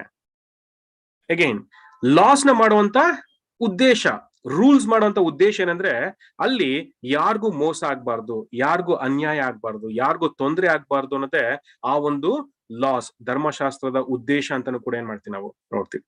ಅಗೈನ್ ಆ ರೀತಿಯಂತ ಒಂದು ವಿಚಾರಗಳು ಬರುವಾಗ ಮೋಶೆ ಕೊಟ್ಟಿರುವಂತ ಧರ್ಮಶಾಸ್ತ್ರ ಅದಕ್ಕೆ ಈಕ್ವಲ್ ಆಗಿ ಯಾವುದು ಇಲ್ಲ ಅಂತಾನು ಕೂಡ ಏನ್ ಮಾಡ್ತಾರೆ ಹೇಳ್ತಾರೆ. ಫಾರ್ ಎಕ್ಸಾಂಪಲ್ ನೋಡೋದಾದ್ರೆ ಈಗ ಜೂಬ್ಲಿ ಅನ್ನೋ ಒಂದು ಲಾ ನಮ್ಗಿದೆ ಅಲ್ವಾ. ಜೂಬ್ಲಿ ಅನ್ನೋ ಒಂದು ಲಾ ಮೋಶೆ ಕೊಟ್ಟಿದ್ದಾರೆ. ಆ ಲಾ ಏನ್ ಹೇಳುತ್ತೆ ಅಂತ ನೋಡೋದಾದ್ರೆ ಅಕಸ್ಮಾತ್ ಒಂದು ವ್ಯಕ್ತಿಗೆ ತನ್ನ ಭೂಮಿ ಇದೆ, ಅವನ್ಗೆ ಹಣ ಬೇಕಾಗುತ್ತೆ, ಹಾಗಾಗಿ ಅವನಿಗೆ ಬೇರೆ ಯಾವ ದಾರಿನೂ ಇಲ್ಲ. ಆ ಭೂಮಿನ ಮಾರಿ ಆ ಹಣನ ತಗೊಂಡು ಅವನು ಖರ್ಚು ಮಾಡ್ತಾನೆ. ಅಗೇನ್ ನೋಡೋದಾದ್ರೆ ಇಲ್ಲಿ ಹೇಗಾಗತ್ತೆ ಅಂದ್ರೆ, ಓಕೆ ಈಗ ಭೂಮಿನ ಮಾರ್ದ, ಹಣ ಸಿಕ್ತು, ಅಲ್ಲಿ ಅಷ್ಟೇ ಸೆಟಲ್ಮೆಂಟ್ ಅಂತಾನು ಕೂಡ ಏನ್ ಮಾಡ್ಬೋದು ನಾವು ನೋಡ್ಬೋದು. ಬಟ್ ಆಕ್ಚುಲಿ ಮೋಶೆಯ ಧರ್ಮಶಾಸ್ತ್ರದಲ್ಲಿ ಅದಕ್ಕೆ ಇನ್ನೂ ಎಕ್ಸ್ಟ್ರಾ ವಿಚಾರಗಳಿದೆ. ಅಲ್ಲೇನಂದ್ರೆ ಆ 50 years ಆದ್ಮೇಲೆ ಆ ಭೂಮಿನ ಅವನಿಗೆ ವಾಪಸ್ ಕೊಡ್ಬೇಕು ಅನ್ನೋ ಒಂದು ವಿಚಾರನೂ ಕೂಡ ಇದೆ. ಹೇಗೆ ನೋಡೋದಾದ್ರೆ ಅದು ನ್ಯಾಯವಾಗಿದೆ. ಏನಕ್ಕಂದ್ರೆ ಆ ಭೂಮಿ ಇವಂದು ಕೆಲವೊಂದು ಕಷ್ಟಗಳ ಸಮಯದಲ್ಲಿ ಅದನ್ನ ಮಾರಿರ್ತಾನೆ. ಬಟ್ ಅಗೇನ್ ಶಾಶ್ವತವಾಗಿ ಮಾರ್ಬಿಡ್ಬೋದಂದ್ರೆ ಖಂಡಿತ ಇಲ್ಲ, ಮತ್ತೆ ಅವನಿಗೆ ಅದು ಸಿಗ್ಲೇಬೇಕಾಗತ್ತೆ. ಹಾಗಾಗಿ ಒಂದು 50 years ಆದ್ಮೇಲೆ ಅದನ್ನ ಅವನಿಗೆ ವಾಪಸ್ ಕೊಡ್ಬೇಕು ಅನ್ನೋ ಒಂದು ಥಾಟ್ ಅನ್ನು ಕೂಡ ಹೇಳ್ತಾರೆ. ಆಕ್ಚುಲಿ ಒಂದು ಲಾನ ನಾವು ಯೋಚನೆ ಮಾಡಿದ್ರೇನೆ ಸರಿ ಅನ್ಸುತ್ತೆ. ಹೇಗ್ ಸರಿ ಅನ್ಸುತ್ತೆ? ಅಗೇನ್ ಇವನ ಹತ್ರ ದುಡ್ಡಿಲ್ಲ, ಮಾರಿದಾನೆ, ದುಡ್ಡು ಸಿಕ್ತು. ಅದೇ ತರ ದುಡ್ಡು ಕೊಟ್ಟವನು ಕೂಡ 50 years ಅದ್ರಲ್ಲಿ ಬರುವಂತ ಪ್ರತಿಫಲನ ಅನುಭವಿಸ್ತಾನೆ. ಸೊ ಆಕ್ಚುಲಿ ಆ ದುಡ್ಡು ಎಷ್ಟು ಕೊಟ್ಟಿರ್ತಾನೋ ಅದಕ್ಕಿಂತ ಹೆಚ್ಚಾಗಿ ಅದರ ಪ್ರತಿಫಲನ ಅವನು ಅನುಭವಿಸ್ತಾನೆ. So equal, fair. ಹಾಗಾಗಿ ಆ 50 years ಆದ್ಮೇಲೆ ಮತ್ತೆ ಆ ಒಂದು ಜಾಗನ, ಭೂಮಿನ ಆ ವ್ಯಕ್ತಿಗೆ, ಓನರ್ಗೆ ವಾಪಸ್ ಕೊಡ್ಬೇಕು ಅನ್ನೋದು ಅಲ್ಲಿ ಧರ್ಮಶಾಸ್ತ್ರದಲ್ಲಿ ಇದೆ. ಅದನ್ನ ಲಾ ಆಫ್ ಜೂಬ್ಲಿ ಅಂತಾನು ಕೂಡ ಏನ್ ಮಾಡ್ತಾರೆ, ಕರೀತಾರೆ. ಮನುಷ್ಯರ ದೃಷ್ಟಿಗೆ ಇದು ಅರ್ಥ ಮಾಡ್ಕೊಳ್ಳೋದಕ್ಕೆ ಕಷ್ಟ. ಬಟ್ ಆದ್ರೆ ದೇವ್ರು ಅದನ್ನ ತುಂಬಾ ಬ್ಯೂಟಿಫುಲ್ ಆಗಿ ಬರೆಸಿದ್ದಾರೆ. ಹಾಗಾಗಿ ನೀವು ಪ್ರತಿಯೊಂದು ಧರ್ಮಶಾಸ್ತ್ರನೂ ನೋಡೋದಾದ್ರೆ ಅದು ಈ ರೀತಿಯಾಗಿ ಮನುಷ್ಯನ ರೈಟ್ಸ್ ಅಂಡ್ ಲಿಬರ್ಟೀಸ್ ಬಗ್ಗೆನೆ ಮಾತಾಡ್ತಾ ಹೋಗ್ತವೆ. ಹಾಗಾಗಿ ಆ ಧರ್ಮಶಾಸ್ತ್ರಕ್ಕೆ ಯಾವುದು ಕೂಡ ಇಲ್ಲಿವರೆಗೂ ಈಕ್ವಲ್ ಆಗಕ್ ಸಾಧ್ಯ ಆಗ್ಲಿಲ್ಲ. ಏನಕ್ಕಂದ್ರೆ ಬೇರೆ ಎಲ್ಲ ರೂಲ್ಸ್ ಅಂಡ್ ರೆಗ್ಯುಲೇಷನ್ಸ್ ಮನುಷ್ಯ ತನ್ನ ಸ್ವಾರ್ಥದಿಂದ ಮಾಡಿರುವಂತ ಒಂದು ವಿಚಾರ ಅಂತಾನು ಕೂಡ ಏನ್ ಮಾಡ್ತೀವಿ ನಾವು ನೋಡ್ತೀವಿ. ಮತ್ತಂದ್ರೆ ಮೋಶೆಯ ಧರ್ಮಶಾಸ್ತ್ರ, ದೇವ್ರು ಕೊಟ್ಟಿದಂತ ಒಂದು ಧರ್ಮಶಾಸ್ತ್ರ, ಅಲ್ಲಿ ಆ ಒಂದು ಸೆಲ್ಫಿಶ್ನೆಸ್ಗೆ, ಸ್ವಾರ್ಥಕ್ಕೆ ಯಾವುದೇ ಬೇಸಿಸ್ ಇಲ್ಲ. ಹಾಗಾಗಿ ಅದಕ್ಕೆ ಈಕ್ವಲ್ ಆಗಿ ಇವತ್ತವರೆಗೂ ಕೂಡ ಯಾವ ದೇಶದವರು ಕೂಡ ಅಷ್ಟು ಬ್ಯೂಟಿಫುಲ್ ಆಗಿ ಯಾವ ಧರ್ಮಶಾಸ್ತ್ರನೂ ಕೂಡ ಅವ್ರು ಮಾಡೋದಕ್ಕೆ ಸಾಧ್ಯ ಆಗಿಲ್ಲ ಅಂತಾನು ಕೂಡ ಏನ್ ಮಾಡ್ತೀವಿ ನಾವು ನೋಡ್ತೀವಿ. Okay, so this is about law of Moses ಅಂತಾನು ಕೂಡ ಏನ್ ಮಾಡ್ತೀವಿ ನಾವು ನೋಡ್ತೀವಿ. ನೆಕ್ಸ್ಟ್ ನಾವು ಕ್ವೆಶನ್ ನಂಬರ್ 15 ನೋಡೋಣ. ಕೆಲವೊಂದು ಕಾಂಟೆಕ್ಸ್ಟ್ ನಾನು ಸ್ಕಿಪ್ ಮಾಡ್ತೀನಿ, ಕೆಲವೊಂದು ನಾವು ನೋಡೋಣ. ಕ್ವೆಶನ್ ನಂಬರ್ 15 ಯಾರು ಓದ್ತೀರಾ? ಅಗೇನ್ ಕ್ವೆಶನ್ ಏನ್ ಹೇಳುತ್ತಂದ್ರೆ, what is the Decalogue? For what purpose were the 10 commandments given and how are they epitomized by Jesus? Again ಇಲ್ಲಿ ಡೆಕಲಾಗ್ ಅಂದಿದ ತಕ್ಷಣನೇ ಅದು 10 10 commandments ಬಗ್ಗೆ ಮಾತಾಡ್ತಾರೆ. ಈಗ ಡೆಕಲಾಗ್ ಅಂದಿದ ತಕ್ಷಣನೇ ಡೆಕಾ ಅಂದ್ರೆ 10 ಅಲ್ವಾ? ಸೊ ಹಾಗಾಗಿ ಮೋಶೆ ಕೊಟ್ಟಂತ 10 ನ್ಯಾಯ ಪ್ರಮಾಣಗಳು ಅಂತಾನು ಕೂಡ ಏನ್ ಮಾಡ್ತೀವಿ ನಾವು ನೋಡ್ತೀವಿ. ಅಗೇನ್ ಡೆಕಲಾಗ್ ನ ಅದು ಆ ರೀತಿಯಾಗಿ ಯೂಸ್ ಮಾಡ್ತಾರೆ. ಅಂದ್ರೆ ಆ 10 commandments ನ ಡೆಕಲಾಗ್ ಅಂತಾನು ಕೂಡ ಏನ್ ಮಾಡ್ತಾರೆ, ಕರೀತಾರೆ. ಆಮೇಲೆ what purpose were the 10 commandments given and how are they epitomized by Jesus ಅಲ್ವಾ? ಯೇಸು ಕ್ರಿಸ್ತರು ಹೇಗೆ ಇದನ್ನ ಇನ್ನು ಗ್ಲೋರಿಫೈ ಮಾಡಿದ್ರು ಅಲ್ವಾ, ಇದನ್ನ ಇನ್ನು ಹೆಚ್ಚಾಗಿ ಅದನ್ನ ಬ್ಯೂಟಿಫುಲ್ ಆಗಿ ಹೇಗೆ ಡಿಫೈನ್ ಮಾಡಿದ್ರು ಅನ್ನೋ ಒಂದು ಥಾಟ್ ಅನ್ನು ಕೂಡ ಇಲ್ಲಿ ಹೇಳ್ತಾರೆ. ಅಗೇನ್ ಈಗ ಮೋಶೆ ಧರ್ಮಶಾಸ್ತ್ರ 10 commandments ಗೊತ್ತಾ? 10 ವಿಚಾರಗಳನ್ನ ಅಲ್ಲಿ ಬರೀತಾರೆ. ಫಸ್ಟ್ 4 ಮೊದಲ 4 ಧರ್ಮಶಾಸ್ತ್ರಗಳು ಅದು ದೇವರಿಗೆ ಸಂಬಂಧಪಟ್ಟಂತ ವಿಚಾರಗಳು. ನೆಕ್ಸ್ಟ್ 6 ಅದು ಮನುಷ್ಯನಿಗೆ ಸಂಬಂಧಪಟ್ಟಂತ ವಿಚಾರಗಳು. ಏನ್ ಇದನ್ನೇ ಯೇಸು ಕ್ರಿಸ್ತರು ಕೊಟ್ಟಂತ ನ್ಯಾಯ ಪ್ರಮಾಣದಲ್ಲಿ ಹೇಗೆ ಅದನ್ನ ಅಳವಡಿಸಿದ್ದಾರೆ ಅಂತ ನೋಡೋದಾದ್ರೆ ಮಾರ್ಕ್ 12:30 and 31 ಅಲ್ಲಿ ನಮ್ಗೆ ಹೇಳ್ತಾರೆ, thou shalt love thy Lord thy God with all thy heart, with all thy soul, with all thy mind and with all thy strength. ಇದು ದೇವರಿಗೆ ನಾವು ಮಾಡುವಂತ ಒಂದು ವಿಚಾರ. ಹಾಗಾಗಿ ಆ ಫಸ್ಟ್ 4 commandments ಅಲ್ಲೂ ಕೂಡ ನಾವು ಇದನ್ನೇ ನೋಡ್ತೀವಿ, ಅದು ದೇವರಿಗೆ ನಾವು ಕೊಡುವಂತದ್ದು. Next 6 commandments, thou shalt love thy neighbor as thyself ಅಲ್ವಾ, ನೀನು ಕೊಲೆ ಮಾಡಬೇಡ ಅಲ್ವಾ, ಆ ರೀತಿ ಅಂತ ಒಂದು ವಿಚಾರಗಳನ್ನ ಇಲ್ಲಿ ನೋಡ್ತೀವಿ. ಹಾಗಾಗಿ ಆ ಧರ್ಮಶಾಸ್ತ್ರನ 4 ಮತ್ತು 6 ಆಗಿ ಡಿವೈಡ್ ಮಾಡಿದ್ದಾರೆ ಅಲ್ವಾ. ಯೇಸು ಕ್ರಿಸ್ತರು ಬ್ಯೂಟಿಫುಲ್ ಆಗಿ ಅದನ್ನ ಕನ್ಸೆಪ್ಷುಯಲೈಸ್ ಮಾಡಿ ನಮ್ಗೆ ಹೇಳ್ತಾ ಹೋಗ್ತಾರೆ. ಹಾಗೆ ಅದ್ರ ಬಗ್ಗೆ ನಮ್ಗೆ ಈ ಒಂದು ಪ್ಯಾರಾಗ್ರಾಫ್ ಅಲ್ಲೂ ಕೂಡ ಹೇಳ್ತಾರೆ. ಯಾರು ಓದಿ? The Decalogue is a brief synopsis of the whole law. Those 10 commandments enjoin a code of worship and morals that must strike every student as remarkable, and if never before known and not found among the ruins and relics of Greek or Roman or Babylon nations which have risen and fallen again, long since those laws were given. They would be regarded as marvelous if not supernatural, but familiarity with them and their claims have begotten measurable indifference, so that their real greatness is unnoticed except by the few. True, those commands do not teach of Christ, but they were given not to Christians but to Hebrews, not to teach faith in a ransom, but to convince men of their sinful state and need of a ransom, and the substance of those commandments was grandly epitomized by the illustration founder of Christianity in the words, "Thou shalt love the Lord thy God with all thy heart, and with all thy soul, and with all thy mind, and with all thy strength, and thou shalt love thy neighbor as thyself." Mark 12:30-31. Okay, so ಹಾಗಾಗಿ ಒಂದು ಪ್ರಶ್ನೆ, ಧರ್ಮಶಾಸ್ತ್ರನ ಯಾಕೆ ಕೊಟ್ರು?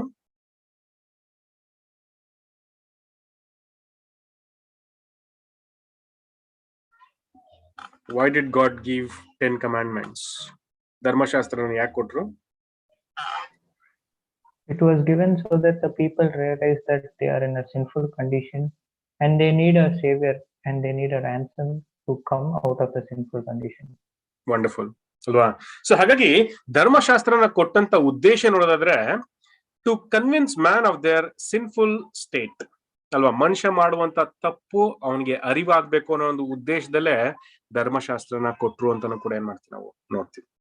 Again ನಾವು ತಪ್ಪು ಮಾಡಿದೀವಿ ಅನ್ನೋ ಒಂದು ರಿಯಲೈಸೇಷನ್ ನಮ್ಗೆ ಏನನ್ನ ಉಂಟು ಮಾಡುತ್ತೆ ಅಂದ್ರೆ, that leads to need of a ransom ಅಲ್ವಾ? ಯೇಸು ಕ್ರಿಸ್ತರ ಸ್ಯಾಕ್ರಿಫೈಸ್ ನಮ್ಗೆ ಅವಶ್ಯಕತೆ ಇದೆ ಅನ್ನೋದು ತಿಳಿಸ್ತಾ ಹೋಗುತ್ತೆ.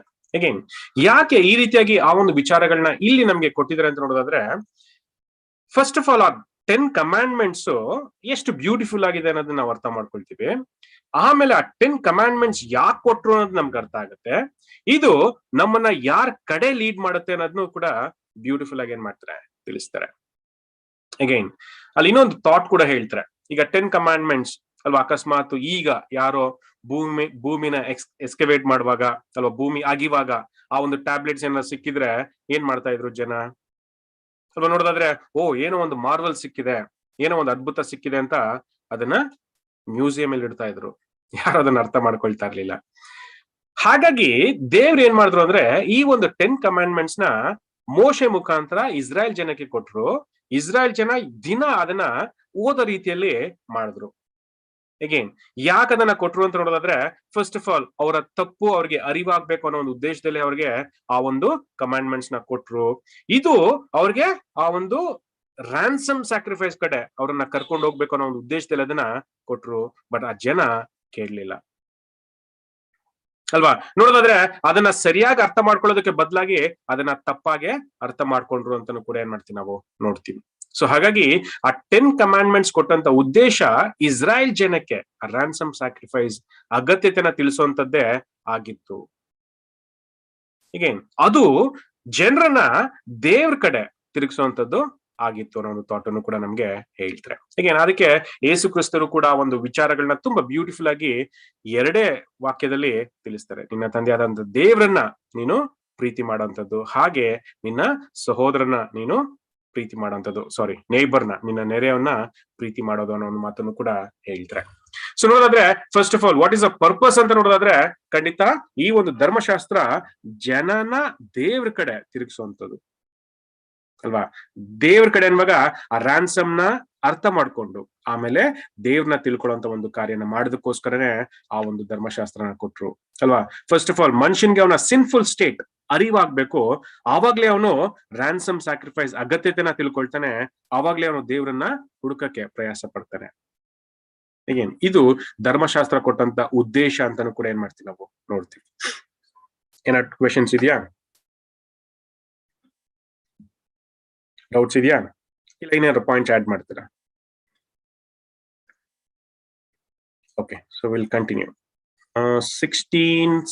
16 ಕ್ವೆಶನ್ ನಾವು ಸ್ಕಿಪ್ ಮಾಡೋಣ. ಅಗೇನ್ ಬ್ರೀಫ್ ಆಗಿ ಹೇಳ್ಬಿಡ್ತೀನಿ. What were the peculiarities of the government established by Moses? Did this arrangement give opportunity for the priesthood to impose upon the people? again ಇಲ್ಲಿ ಇದು ತುಂಬಾ ಇಂಪಾರ್ಟೆಂಟ್ ಅಥವಾ ಬೇಕೇ ಬೇಕು ಅನ್ನೋ ತರ ಏನಿಲ್ಲ.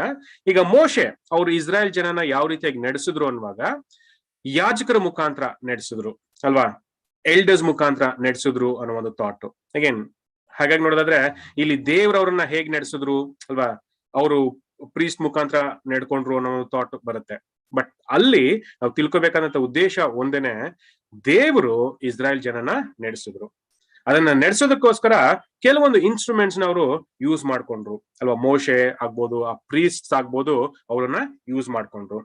ಅವರು ಕೂಡ ಏನೇ ಮಾಡಿದ್ರು ಅಂದ್ರೆ ಈ ಒಂದು ಧರ್ಮಶಾಸ್ತ್ರದ ಆಧಾರದ ಮೇಲೆ ಜನರನ್ನ ನಡೆಸಿದ್ರು ಅನ್ನೋ ಒಂದು ಥಾಟ್ ಅನ್ನ ನಮ್ಗೆ ಆ ಒಂದು ಭಾಗದಲ್ಲಿ ಏನ್ ಮಾಡ್ತಾರೆ ಹೇಳ್ತಾರೆ. Again so will not go deep into it, ಯಾಕಂದ್ರೆ ಕೆಲವೊಂದು ಕನ್ಫ್ಯೂಸಿಂಗ್ ಆಗಿರುತ್ತೆ ನಿಮ್ಗೆ, ಅಥವಾ ಕೆಲವೊಂದ್ಸರಿ ಅದ್ ಯಾಕೆ ಅದನ್ನ ಕೊಟ್ಟಿದ್ರೆ ಅನ್ನೋ ಒಂದು ಥಾಟ್ ಬರ್ಬೋದು. ಹಾಗಾಗಿ ಅದನ್ನ ಸ್ಕಿಪ್ ಮಾಡ್ತೀನಿ.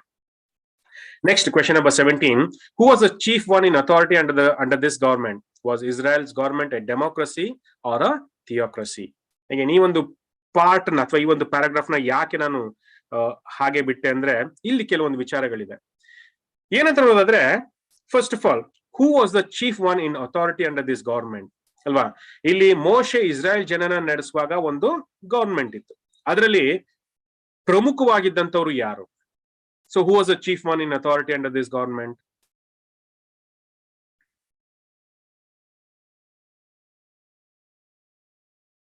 Was Israel government a democratic or a democracy or a theocracy? Hello, democracy go theocracy ಅನ್ನೋದಕ್ಕೆ ವ್ಯತ್ಯಾಸ ಏನಾದ್ರು ಗೊತ್ತಿದ್ಯಾ? What is democracy and what is theocracy?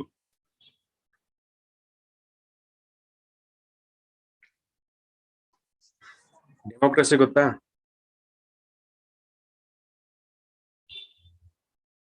Democracy ಅಂದಿದ ತಕ್ಷಣನೇ ಯಾರು ಹೇಳ್ತೀರ ಅನ್ಕೊಂಡೆ. ಬೈ ದ ಪೀಪಲ್ ಅಂತ, by the people for the people ಅಂತ ಯಾರು ಹೇಳಿಲ್ವಲ್ಲ. ಪೀಪಲ್ಸ್ ಗವರ್ಮೆಂಟ್, ವಂಡರ್ಫುಲ್ ಅಲ್ವಾ. ಈಗ ನೋಡೋದಾದ್ರೆ ಡೆಮೋಕ್ರಸಿ ಅನ್ನುವಾಗ people's government or government led by people ಅಂತಾನು ಕೂಡ ಏನ್ ಮಾಡ್ತೀವಿ, ಸಿಂಪಲ್ ಆಗಿ ನೋಡ್ತೀವಿ. ಥಿಯೋಕ್ರಸಿ ಅಂದ್ರೆ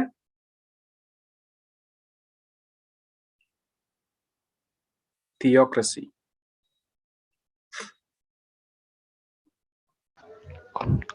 God's government.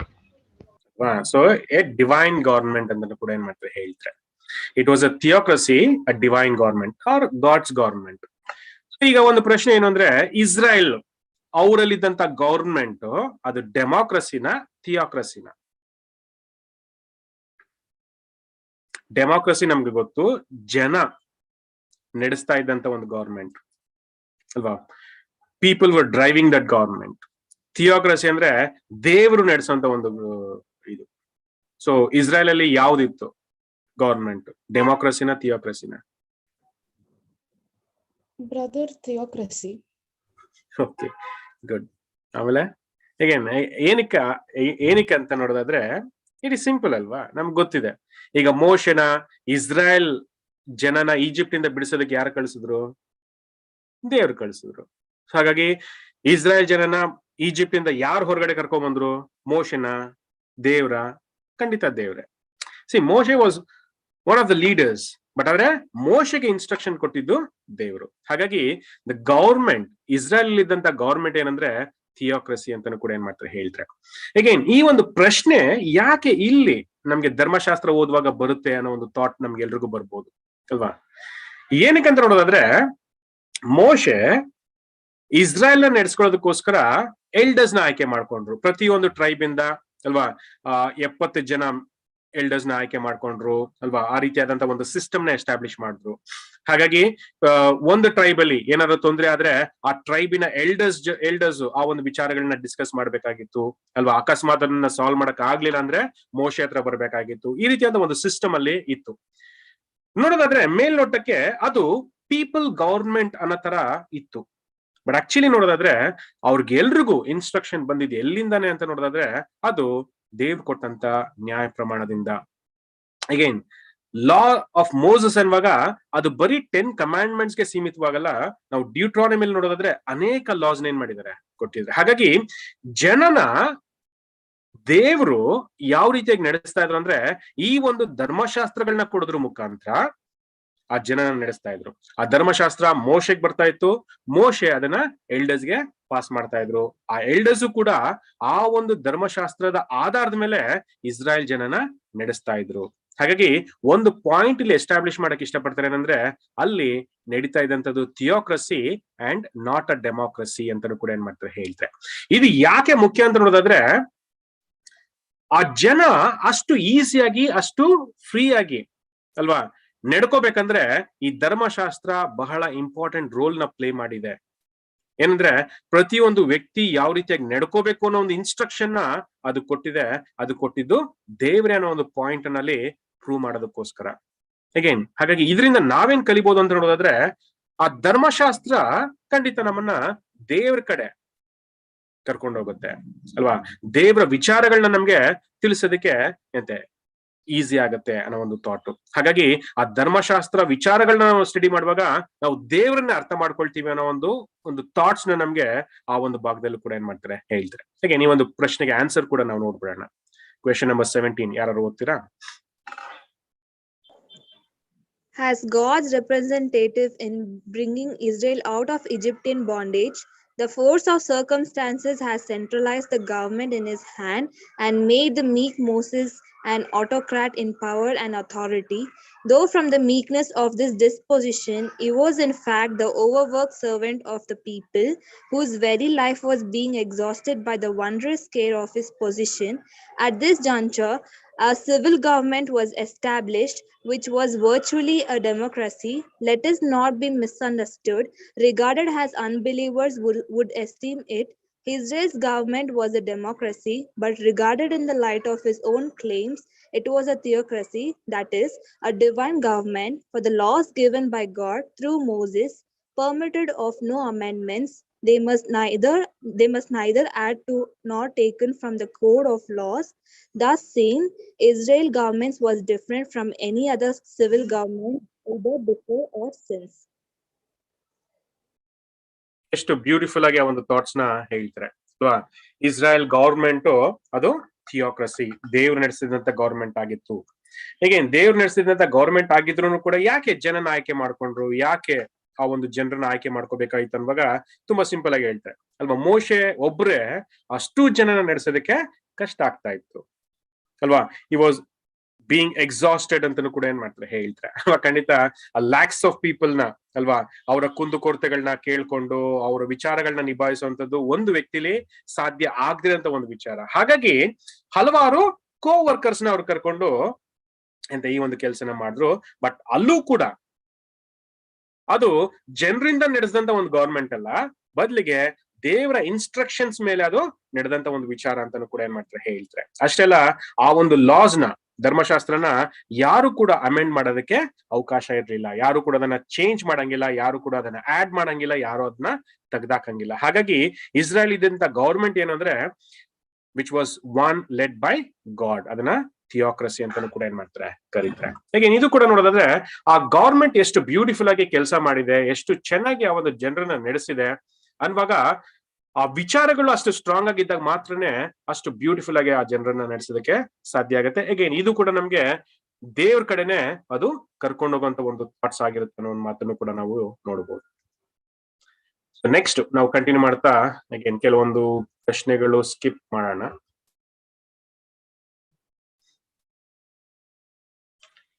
ಅಗೇನ್ ಏನಕ್ಕೆ ಅಂದ್ರೆ ಕೆಲವೊಂದೆಲ್ಲ ನಾವು ಡಿಸ್ಕಸ್ ಮಾಡುವಾಗ ಒಂದು ಪಾಯಿಂಟ್ಸ್ ಬಂದ್ಬಿಡುತ್ತೆ. ಹಾಗಾಗಿ ಇನ್ ಡೀಟೇಲ್ ಆಗಿ ಅದನ್ನ ಸ್ಟಡಿ ಮಾಡೋದು ಬೇಡ, ಓವರ್ ಆಲ್ ಕಾನ್ಸೆಪ್ಟ್ ನ ನಾವು ಅರ್ಥ ಮಾಡ್ಕೊಳ್ಳೋಣ.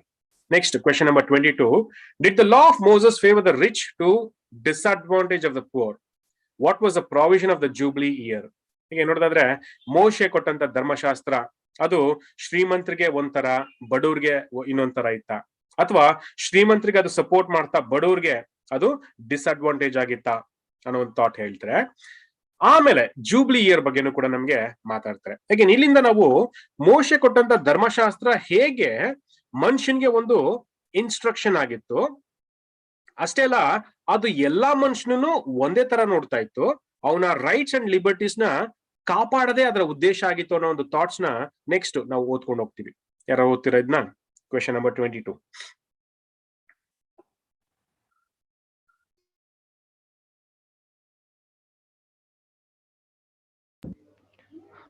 Did the law of Moses favor the rich to the disadvantage of the poor? What was the provision of the Jubilee year? Again, it is worthy of note that the laws of the most advanced civilization in this 20th century do not more carefully provide that rich and poor shall stand on a common level in accountability before the civil law. Absolutely no distinction was made by Moses' laws. And as for the protection of the people from the dangers incident to some becoming very poor and others excessively wealthy and powerful, no other national law has ever been enacted which so carefully guarded this point. Moses' law provided for a restitution every 50th year, their Jubilee year. This law, by preventing the absolute alienation of property, thereby prevented its accumulation in the hands of a few. Leviticus 25:9, 13 to 23, 27 to 30. In fact, they were taught to consider themselves brethren and to act accordingly, to assist each other without compensation and to take no usury of one another. See Exodus 22:25, Leviticus 25:36-37, Numbers 26:52 to 56. ಇದನ್ನ ಅರ್ಥ ಮಾಡ್ಕೋಬೇಕಂದ್ರೆ ಒಂದು example ನಾನು share ಮಾಡೋದಕ್ಕೆ ಇಷ್ಟಪಡ್ತೀನಿ. Usually ಚೈನಾದಲ್ಲಿ communist government ಇದೆ. Again communist government ಅಂದ್ರೆ ಅವರ ಒಳ್ಳೇದಕ್ಕೆ ಏನ್ ಬೇಕಾದ್ರೂ ಮಾಡ್ಬೋದು ಅನ್ನೋ ಒಂದು ಥಾಟ್ಸ್ ಅವ್ರಿಗಿದೆ ಅಲ್ವಾ. ಈಗ ಪ್ರೆಸೆಂಟ್ ಕಂಡೀಷನ್ ಅಲ್ಲಿ ಏನ್ ಮಾಡ್ತಿದ್ದಾರೆ ಅಂದ್ರೆ ದೊಡ್ಡ ದೊಡ್ಡ ಸಿಟೀಸ್ ನ ಕಟ್ತಾ ಇದ್ದಾರೆ ಅಲ್ವಾ. ದೊಡ್ಡ ದೊಡ್ಡ ಸಿಟೀಸ್ ನ ಕಟ್ಟಬೇಕು, basically to show that they are super power ಅನ್ನೋ ಒಂದು ಥಾಟ್ ಅಲ್ಲಿ ಅದನ್ನ ಮಾಡೋದಕ್ಕೋಸ್ಕರ ಅದನ್ನ ಮಾಡ್ತಾ ಇದ್ದಾರೆ. ಈಗ ದೊಡ್ಡ ದೊಡ್ಡ ಸಿಟೀಸ್ ನ ಕಟ್ಬೇಕಂದ್ರೆ ಖಂಡಿತ ಜನರ ಹತ್ರ ಆ ಒಂದು ಭೂಮಿನ ಕೊಂಡ್ಕೋಬೇಕಾಗತ್ತೆ. ಬಟ್ ಅಲ್ಲಿ ಏನ್ ಮಾಡ್ತಿದ್ರೆ ಅಂದ್ರೆ ಈಗ ಭೂಮಿನ ಕೊಂಡ್ಕೊಳ್ಳುವಾಗ ಈಗೇನ್ ಪ್ರೈಮ್ ಲೊಕೇಶನ್ ಅಂತ ಇರುತ್ತೆ ಅಲ್ವಾ, ಕೆಲವೊಂದು ನಾರ್ಮಲ್ ಲೊಕೇಶನ್ಸ್ ಇರುತ್ತೆ, ಅದಕ್ಕೆ ಬೇರೆ ಬೇರೆ ರೇಟ್ಸ್ ಇರುತ್ತೆ. ಬಟ್ ಇಲ್ಲಿ ಏನ್ ಮಾಡಿದಾರೆ ಅಂದ್ರೆ ಒಂದು ಪ್ರೈಮ್ ಲೊಕೇಶನ್ ಕೂಡ ಗವರ್ಮೆಂಟ್ ಒಂದು ರೇಟ್ ಫಿಕ್ಸ್ ಮಾಡ್ತಾರೆ. ಅಗೇನ್ ಅದು ಹೇಗ್ ಫಿಕ್ಸ್ ಮಾಡ್ತಾರೆ ಅಂದ್ರೆ ಸ್ಟ್ಯಾಂಡರ್ಡ್ ಗಿಂತ ಕಮ್ಮಿಯಾಗಿ ಆ ಒಂದು ರೇಟ್ ನ ಫಿಕ್ಸ್ ಮಾಡ್ತಾರೆ. ಹಾಗಾಗಿ ಆ ಜಾಗನ ಗವರ್ಮೆಂಟ್ಗೆ ಕೊಡ್ಲೇಬೇಕು ಅನ್ನೋ ಒಂದು ಲಾ ಅಲ್ಲಿದೆ. ಅಷ್ಟೇ ಅಲ್ಲ, ಅದನ್ನ ಹೇಗೆ ಪ್ರತಿಬಿಂಬಿಸ್ತಾರೆ ಅಂದ್ರೆ ದೇಶ ಬೆಳೆಯೋದಕ್ಕೋಸ್ಕರ ನೀವು ಈ ರೀತಿಯಾದ ಒಂದು ಸ್ಯಾಕ್ರಿಫೈಸ್ ಮಾಡ್ಬೇಕು ಅನ್ನೋ ಒಂದು ಥಾಟ್ಸ್ ನ ಅಲ್ಲಿ ಒಂದು ರೂಲ್ ಆಗಿ ಮಾಡಿದ್ದಾರೆ ಚೈನಾದಲ್ಲಿ. ಹೀಗೆ ನೋಡೋದಾದ್ರೆ ಇದು ಖಂಡಿತ ಆ ಜನಕ್ಕೆ ಒಳ್ಳೇದು ಮಾಡುತ್ತೆ ಅಂದ್ರೆ ಡೆಫಿನೆಟ್ಲಿ ನಾಟ್. ಆ ಜನಕ್ಕೆ ಯಾವುದೇ ಒಳ್ಳೇದು ಮಾಡಲ್ಲ, but that will make those people poorer ಅಲ್ವಾ, ಅವ್ರನ್ನ ಇನ್ನೂ ಬಡವರಾಗಿ ಮಾಡುತ್ತೆ. ಸೊ ಹಾಗಾಗಿ basically what they are trying to achieve ಅಂತ ನೋಡೋದಾದ್ರೆ ರಿಚ್ ಅಂಡ್ ಪೋರ್ ಅನ್ನೋ ಒಂದು ಕ್ಲಾಸ್ ನ ಅವರೇ ಎಸ್ಟಾಬ್ಲಿಷ್ ಮಾಡ್ತಾ ಇದ್ದಾರೆ. ಅಗೇನ್ ಯಾಕೆ ಒಂದು ಎಕ್ಸಾಂಪಲ್ ಹೇಳಿದೆ ಅಂತ ನೋಡೋದಾದ್ರೆ ಬೈಬಲ್ ಅಲ್ಲಿ ಅಥವಾ ಧರ್ಮಶಾಸ್ತ್ರದಲ್ಲಿ ಇದಕ್ಕೆ ಶ್ರೀಮಂತರಿಗೆ ಸಪೋರ್ಟ್ ಮಾಡುವಂತ ಒಂದು ಲಾಸ್ ಖಂಡಿತ ಯಾವುದೂ ಇಲ್ಲ ಅಲ್ವಾ.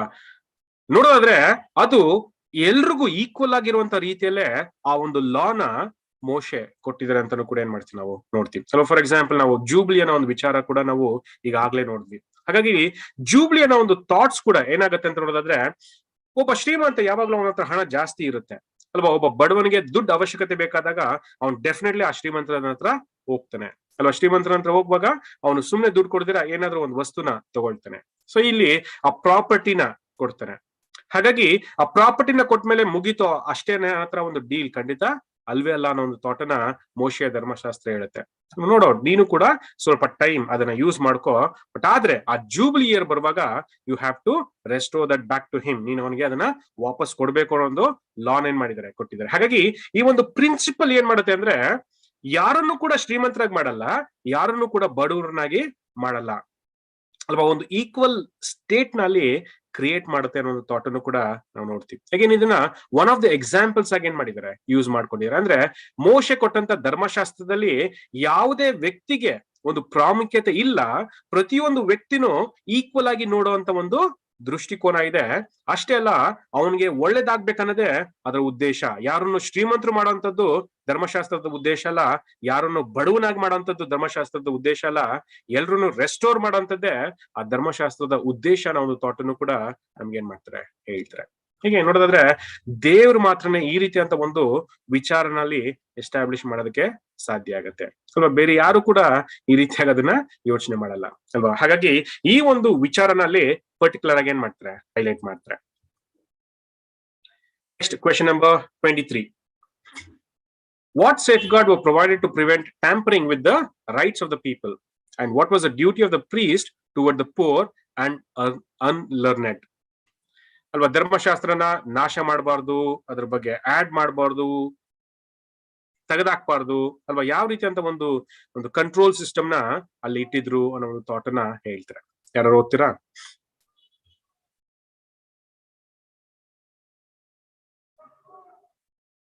ಯಾರು ಓದಿ. ನೆಕ್ಸ್ಟ್ ಆಪರ್ಚುನಿಟಿ ಎಲ್ರಿಗೂ ಸಿಕ್ಲಿ, ಓದಿ, ಫ್ರೀಯಾಗಿ ಓದಿ. ಯಾವ್ದು ತಪ್ಪು ಯಾವ್ದು ಸರಿ ಆತರ ಏನಿಲ್ಲ.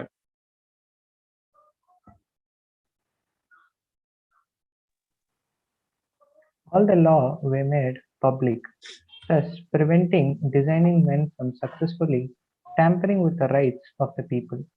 The laws were exposed in such a manner that any who chose might copy them, and in order that the poorest and the most unlearned might not be ignorant of them, it was made the duty of the priest to read them to the people at their spectennial festivals. Deuteronomy 31:10-13. It is reasonable to suppose that such laws and arrangements were designed by bad men, or by men scheming to defraud the people of their liberties and happiness. Such an assumption would be unreasonable. Okay, ಈಗ ಏನಿಲ್ಲ ನೋಡೋದಾದ್ರೆ ಈ ಧರ್ಮಶಾಸ್ತ್ರ ಯಾವ್ದಾದ್ರು ವ್ಯಕ್ತಿ ಮಾಡಿದಾರ ಅಂದಾಗ ಖಂಡಿತ ಇಲ್ಲ ಅಂತಾನು ಕೂಡ ಏನ್ ಮಾಡ್ತೀವಿ ನಾವು ನೋಡ್ತೀವಿ. ಏನಕ್ಕಂದ್ರೆ ಆ ಧರ್ಮಶಾಸ್ತ್ರದಿಂದ ಒಳ್ಳೆ ವಿಚಾರ ಬರ್ತಾ ಇದೆ ಅಂದ್ರೆ ಯಾವ ಮನುಷ್ಯನ ಅದನ್ನ ಮಾಡಕ್ ಸಾಧ್ಯ ಇಲ್ಲ. ಯಾಕಂದ್ರೆ ಮನುಷ್ಯ ಮಾಡುವಂತ ಎಲ್ಲಾ ವಿಚಾರಗಳು ಸೆಲ್ಫಿಶ್ನೆಸ್ ಇಂದ ಕೂಡಿರುತ್ತೆ. ಹಾಗಾಗಿ ಇಲ್ಲಿ ಬಡವ ಶ್ರೀಮಂತ ಎಲ್ರನ್ನೂ ಈಕ್ವಲ್ ಆಗಿ ನೋಡ್ತಾರೆ ಅನ್ನುವಾಗ ಖಂಡಿತ ಅದನ್ನ ಮನುಷ್ಯ ಮಾಡೋದಕ್ಕೆ ಸಾಧ್ಯ ಇಲ್ಲ, ಅದು ದೇವರಿಂದಾನೇ ಬಂದಿರ್ಬೇಕು ಅನ್ನೋ ಥಾಟ್ ಅನ್ನು ಕೂಡ ಏನ್ ಮಾಡ್ತಾರೆ, ಹೇಳ್ತಾರೆ. ಅಷ್ಟೇ ಅಲ್ಲ, ಇದು ಟ್ಯಾಂಪರ್ ಆಗೋದ್ರಿಂದ ಹೇಗೆ ಕಾಪಾಡಿದ್ದಾರೆ ಅಂದ್ರೆ, ಫಾರ್ ಎಕ್ಸಾಂಪಲ್ ಅಲ್ವಾ, ಈಗ ಮೋಶೆಯ ಧರ್ಮಶಾಸ್ತ್ರ ಒಂದು ವಿಚಾರ ಇದೆ, ಆ ವಿಚಾರನ ನಾನು ಓದ್ಕೊಳ್ತೀನಿ, ನಾನು ಓದಿ ಅದನ್ನ ಬೇರೆ ರೀತಿಯಾಗಿ ಬೇರೆಯವ್ರಿಗೆ ಹೇಳ್ತಾ ಹೋಗ್ತೀನಿ. ಅಲ್ಲಿ ನೋಡಿದ್ರೆ ಅಲ್ಲಿ ಟ್ಯಾಂಪರಿಂಗ್ ಆಗಿದೆ. ಅಂದ್ರೆ ನಾನು ಕೇಳುವಾಗ ಓದುವಾಗ ಒಂದ್ ರೀತಿಯಾಗಿ ಓದಿದ್ದೀನಿ, ಅದನ್ನ ಹೇಳುವಾಗ ಬೇರೆ ರೀತಿಯಾಗಿ ಹೇಳಿದೀನಿ. ಈ ರೀತಿಯಾಗಿ ಆಗ್ಬಾರ್ದು ಅಂತಾನೆ ಅಲ್ಲಿ ಮೋಶೆಗೆ ಕೊಟ್ಟಂತ ಆಜ್ಞಾಪನೆ ಏನಂದ್ರೆ, ಎಲ್ಲಾ ಜನರ ಮುಂದೆ ಇದನ್ನ ಓದ್ರಿ ಅಂತಾನು ಕೂಡ ಏನ್ ಮಾಡ್ತಾರೆ, ಹೇಳ್ತಾರೆ.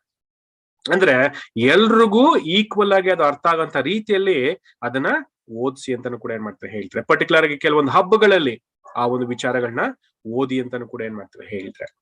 ಹಾಗಾಗಿ ಎಲ್ರು ಕೂಡ ಡೈರೆಕ್ಟ್ ಆಗಿ ಅದನ್ನ ಸ್ವೀಕಾರ ಮಾಡುವಂತದ್ದು, ಅಂಗೀಕಾರ ಮಾಡುವಂತ ಒಂದು ಅವಕಾಶನ ದೇವರು ಅವ್ರಿಗೆ ಕಲ್ಪಿಸ್ಕೊಟ್ಟಿದ್ರು ಅಂತಾನು ಕೂಡ ಏನ್ ಮಾಡ್ತಾರೆ, ಹೇಳ್ತಾರೆ. ಹಾಗಾಗಿ ಯಾರು ಕೂಡ ಅದನ್ನ ಟ್ಯಾಂಪರ್ ಮಾಡೋದಕ್ಕೆ ಸಾಧ್ಯ ಇಲ್ಲ. ಹಾಗಾಗಿ ಪ್ರತಿಯೊಂದು ವ್ಯಕ್ತಿಗೂ ಕೂಡ ಅವನ ರೈಟ್ಸ್ ಗೊತ್ತಿತ್ತು ಅಲ್ವಾ. ಫಾರ್ ಎಕ್ಸಾಂಪಲ್ ಈಗ ಜೂಬ್ಲಿ ಬಗ್ಗೆನೂ ಕೂಡ ಓದುವಾಗ ಅವ್ನ್ ಗೊತ್ತಿತ್ತು, 50 years ಆದ್ಮೇಲೆ ನನಗೆ ನನ್ನ ಲ್ಯಾಂಡ್ ವಾಪಸ್ ಸಿಕ್ಬೇಕು, ಇದು ದೇವರು ಕೊಟ್ಟಂತ ನ್ಯಾಯ ಅಂತಾನು ಕೂಡ ಏನಾಗುತ್ತೆ, ಗೊತ್ತಿರುತ್ತೆ. ಹಾಗಾಗಿ ಯಾರು ಕೂಡ ಅವನಿಗೆ ಮೋಸ ಮಾಡೋದಕ್ಕೆ ಸಾಧ್ಯ ಇಲ್ಲ. ಹಾಗಾಗಿ ಇದು ಸಾಧ್ಯ ಆಗ್ಬೇಕಂದ್ರೆ ಅಲ್ಲಿದ್ದಂತ ಎಲ್ಲಾ ಜನರ ಮುಂದೆ ಇದನ್ನ ಓದಿಸ್ತಾ ಇದ್ರು ಅಂತಾನು ಕೂಡ ಏನ್ ಮಾಡ್ತೀವಿ, ನಾವು ನೋಡ್ತೀವಿ. ಎಷ್ಟು ಬ್ಯೂಟಿಫುಲ್ ಆಗಿ ಅದನ್ನ ಹೇಳ್ತಾ ಹೋಗ್ತಾರೆ. ಹಾಗೆ ಇದೆಲ್ಲರ ಥಾಟ್ಸ್ ನೋಡೋದಾದ್ರೆ ಎಷ್ಟು ಚೆನ್ನಾಗಿ ದೇವ್ರು ಆ ಒಂದು ವಿಚಾರಗಳನ್ನ ಕಾಪಾಡಿದ್ದಾರೆ, ಆ ವಿಚಾರಗಳು ಮನುಷ್ಯನ್ಗೆ ರೀಚ್ ಆಗೋಂತ ರೀತಿಯಲ್ಲಿ ಆ ಒಂದು ಕಾರ್ಯಗಳನ್ನ ಮಾಡಿದಾರೆ ಅಂತಾನು ಕೂಡ ಏನ್ ಮಾಡ್ತೀವಿ, ನಾವು ನೋಡ್ತೀವಿ. ಅಷ್ಟೆಲ್ಲ what was the duty of the priest towards the poor ಅನ್ನುವಾಗ again he has to read out things ಅಲ್ವಾ.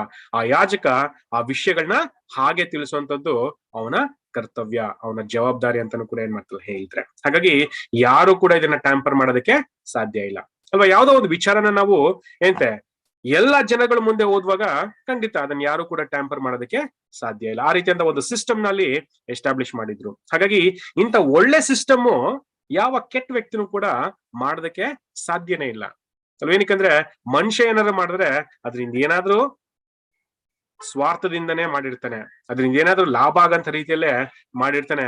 ಹಾಗಾಗಿ ಇಲ್ಲಿ ಓಪನ್ ಆಗಿ ಎಲ್ಲ ಜನರಿಗೂ ಆ ಒಂದು ವಿಚಾರಗಳನ್ನ ತಲುಪ್ಸಂಗೆ ದೇವ್ರು ಯಾಜಕರ ಮುಖಾಂತರ ಅದನ್ನ ಓದಿಸೋದ್ರ ಮುಖಾಂತರ ಅದನ್ನ ಸೇಫ್ ಗಾರ್ಡ್ ಮಾಡಿದ್ರೆ ಅಂತಾನು ಕೂಡ ಏನ್ ಮಾಡ್ತಾರೆ ಹೇಳಿದ್ರೆ. Next question number 24. ನೆಕ್ಸ್ಟ್ ಯಾರು ಓದ್ತೀರಾ?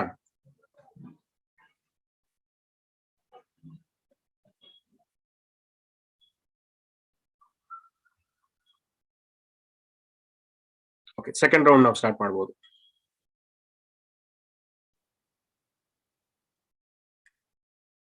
ಸೆಕೆಂಡ್ ರೌಂಡ್ ಅಂದ್ರೆ ಈಗ ಫಸ್ಟ್ ಇಂದ ಯಾರು ಓದ್ಕೊಂಡ್ಬಂದ್ರೋ ಮತ್ತೆ ಅವ್ರು ಸ್ಟಾರ್ಟ್ ಮಾಡ್ಬೋದು. ಈಗ ಯಾರು ಫಸ್ಟ್ ಓದಿದ್ದು?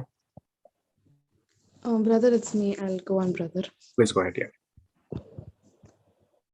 It's in its regards for the rights and the interest of foreigners and of enemies. The Mosaic law was 32 centuries ahead of its time. If indeed the laws of the most civilized of today equal in its fairness and benevolence, we read, "Ye shall have one manner of law as well as the stranger, as of one of your own country. For I am the Lord your God. And if a stranger sojourn with thee in your land, ye shall not vex him. But the stranger that dwelleth with you shall be unto you as one born among you.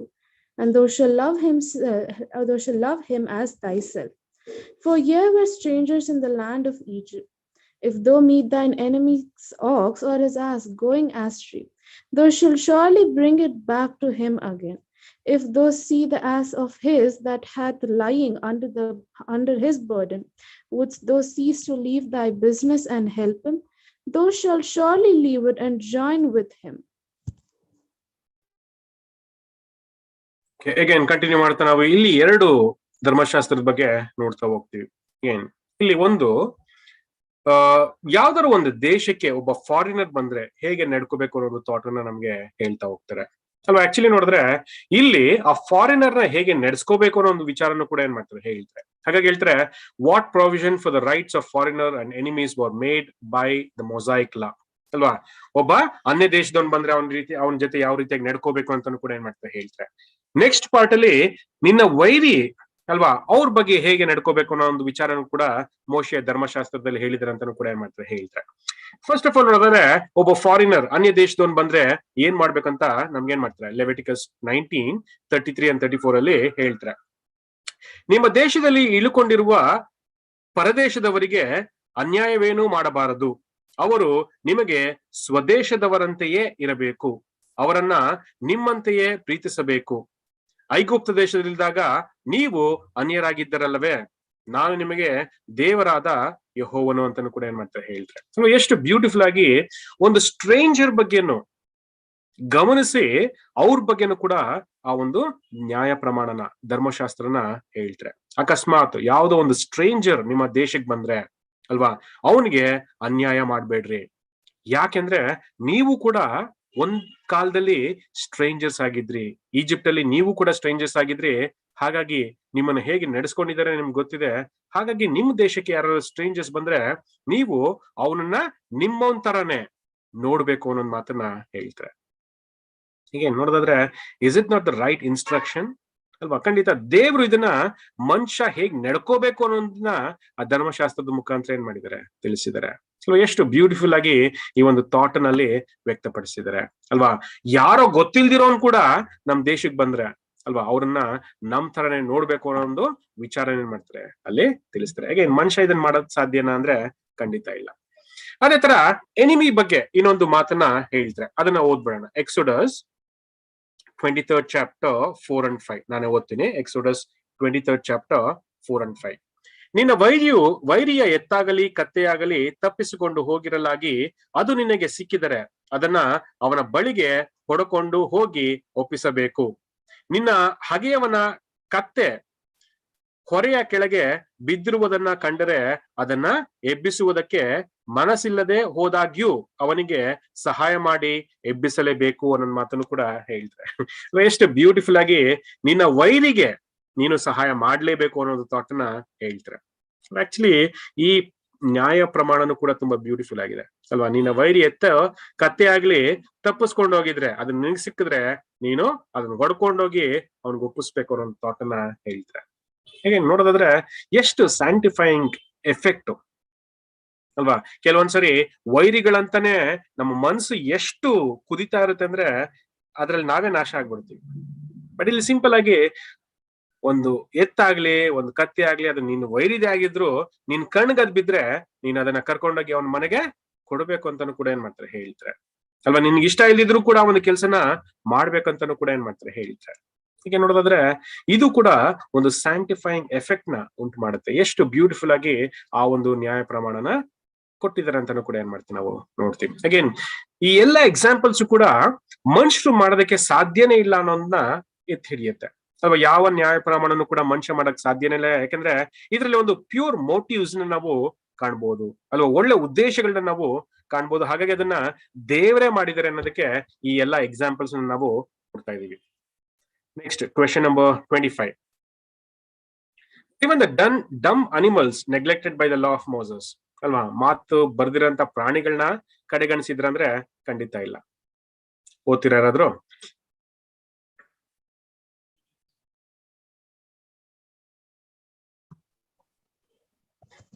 Even the dumb animals were not forgotten. Cruelty to these as well as to human beings was prohibited strictly. An axe must not be muzzled while threshing the grain, for the good reason that any laborer is worthy of his food. Even the axe and the ass must not plow together, because so unequal in strength and tread, it would be cruelty. Their rest was also provided for. Deuteronomy chapter. So ಹಾಗಾಗಿ ಇಲ್ಲಿ ಪ್ರಾಣಿಗಳ ಬಗ್ಗೆನೂ ಕೂಡ ಧರ್ಮಶಾಸ್ತ್ರದಲ್ಲಿ ಬರ್ದಿದ್ದಾರೆ ಅಲ್ವಾ. ಏನೆಲ್ಲ ಬರ್ದಿದ್ದಾರೆ ಅಂತ ನೋಡೋದಾದ್ರೆ, ಈಗ ಒಂದು ಎತ್ತು ಹೊಲನ ಹೂಳುತ್ತೆ ಅಲ್ವಾ. ಹೊಲನ ಉಳುವಾಗ ಅದ್ರ ಬಾಯಿ ಕಟ್ಟಬೇಡ ಅಂತಾನು ಕೂಡ ಏನ್ ಮಾಡ್ತಾರೆ ಹೇಳ್ತಾರೆ. ಏನಕ್ಕಂದ್ರೆ ಅದು ಪರಿಶ್ರಮ ಪಟ್ಟಿದೆ, ಪ್ರಯಾಸ ಪಟ್ಟಿದೆ, ಹಾಗಾಗಿ ಅದನ್ನ ಅದರ ಬಾಯಿ ಕಟ್ಟಬೇಡ ಅನ್ನೋ ಒಂದು ಮಾತನ್ನು ಕೂಡ ಹೇಳ್ತಾರೆ. ಎಷ್ಟು ಬ್ಯೂಟಿಫುಲ್ ಥಾಟ್ ನ ಈವನ್ ಆ ಪ್ರಾಣಿಗಳ ಬಗ್ಗೆನೂ ಕೂಡ ಗಮನಿಸಿದ್ರೆ ಅಂತಾನು ಕೂಡ ಏನ್ ಮಾಡ್ತೀವಿ ನಾವು ನೋಡ್ತೀವಿ. ಅದೇ ತರ ಇನ್ನೊಂದ್ ಕಡೆ ಹೇಳ್ತಾರೆ, ಒಂದು ಎತ್ತಿನ ಜೊತೆ ಒಂದು ಕತ್ತೆನ ನೀನು ಉಳೋದಕ್ಕೆ ಯೂಸ್ ಮಾಡ್ಬೇಡ. ಅಫ್ಕೋರ್ಸ್ ಎತ್ತು ನೋಡೋದಾದ್ರೆ ತುಂಬಾ strong and powerful animal. Ass ನೋಡೋದಾದ್ರೆ it is not equivalent to ox ಅಲ್ವಾ. ಹಾಗಾಗಿ ಆ ರೀತಿಯಂತ ಒಂದು ಇಜ್ಜೋಡಾಗಿರುವಂತ ಒಂದು ಪ್ರಾಣಿಗಳನ್ನ ನೀನು ಈಕ್ವಲ್ ಆಗಿ ಮಾಡ್ಬೇಡ ಅನ್ನೋ ಒಂದು ಥಾಟ್ ಅನ್ನು ಕೂಡ ಹೇಳ್ತಾರೆ ಅಲ್ವಾ. ನೋಡೋದಾದ್ರೆ ಮನುಷ್ಯರಿಗೆ ಮಾತ್ರನೇ ಅಲ್ಲ, ಅಂದ್ರೆ ನಿನ್ನ ವೈರಿಗಳನ್ನ ಯಾವ ರೀತಿಯಾಗಿ ನಡೆಸ್ಕೋಬೇಕು ಅನ್ನೋ ಒಂದು ವಿಷಯಗಳೇ ಮಾತ್ರ ಅಲ್ಲ, ಪ್ರಾಣಿಗಳನ್ನೂ ಕೂಡ ಗಮನದಲ್ಲಿ ಇಟ್ಕೊಂಡು ಆ ಒಂದು ವಿಚಾರಗಳನ್ನ ಬರೆಸಿದಾರೆ ಅಂತಾನು ಕೂಡ ಏನ್ ಮಾಡ್ತೀವಿ ನಾವು ನೋಡ್ತೀವಿ ಅಲ್ವಾ. ಖಂಡಿತವಾಗ್ಲೂ ದೇವ್ರೆ ಆ ಒಂದು ವಿಚಾರಗಳನ್ನ ಬರೆಸಿದಕ್ಕೆ ಸಾಧ್ಯ. Next question number 26.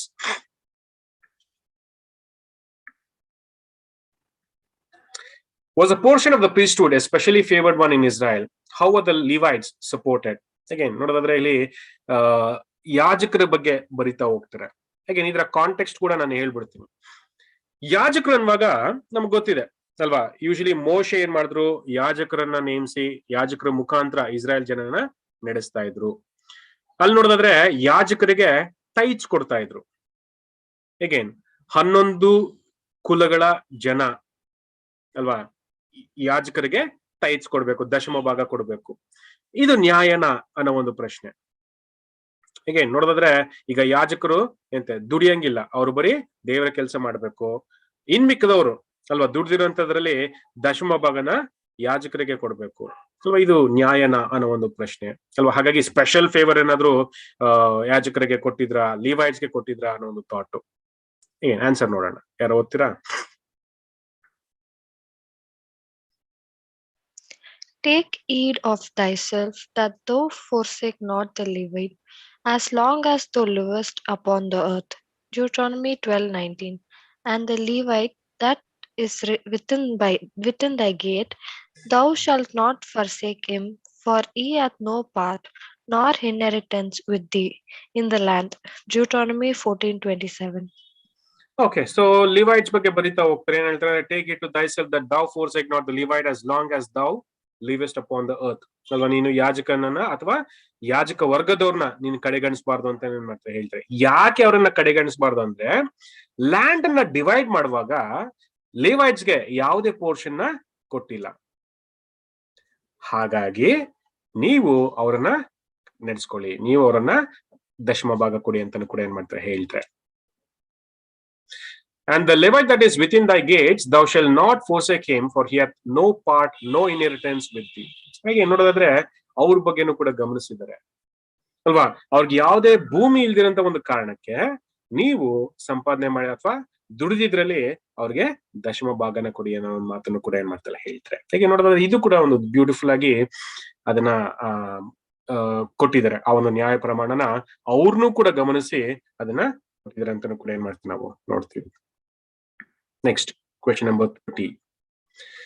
Was it the only reasonable conclusion respecting Moses claimed to have received these laws from God himself? ಅಲ್ವಾ, ಧರ್ಮಶಾಸ್ತ್ರ ಮೋಶೆಗೆ ದೇವ್ರ ಮುಖಾಂತರನೇ ಬಂತ. ಹೀಗೆ ಅದ್ರ ಬಗ್ಗೆ ಕೆಲವೊಂದು ವಿಚಾರಗಳನ್ನ ಮಾತಾಡ್ತಾರೆ. ಓದೋಣ.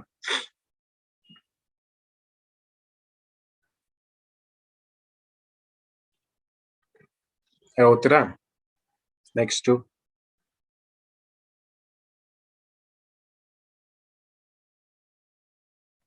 ಸರಿ, ಯಾರು ಒಬ್ರು ಓದಿ, ಪರವಾಗಿಲ್ಲ. ಲಾಸ್ಟ್ ಪ್ಯಾರಾಗ್ರಾಫ್ ಅನ್ಸುತ್ತೆ.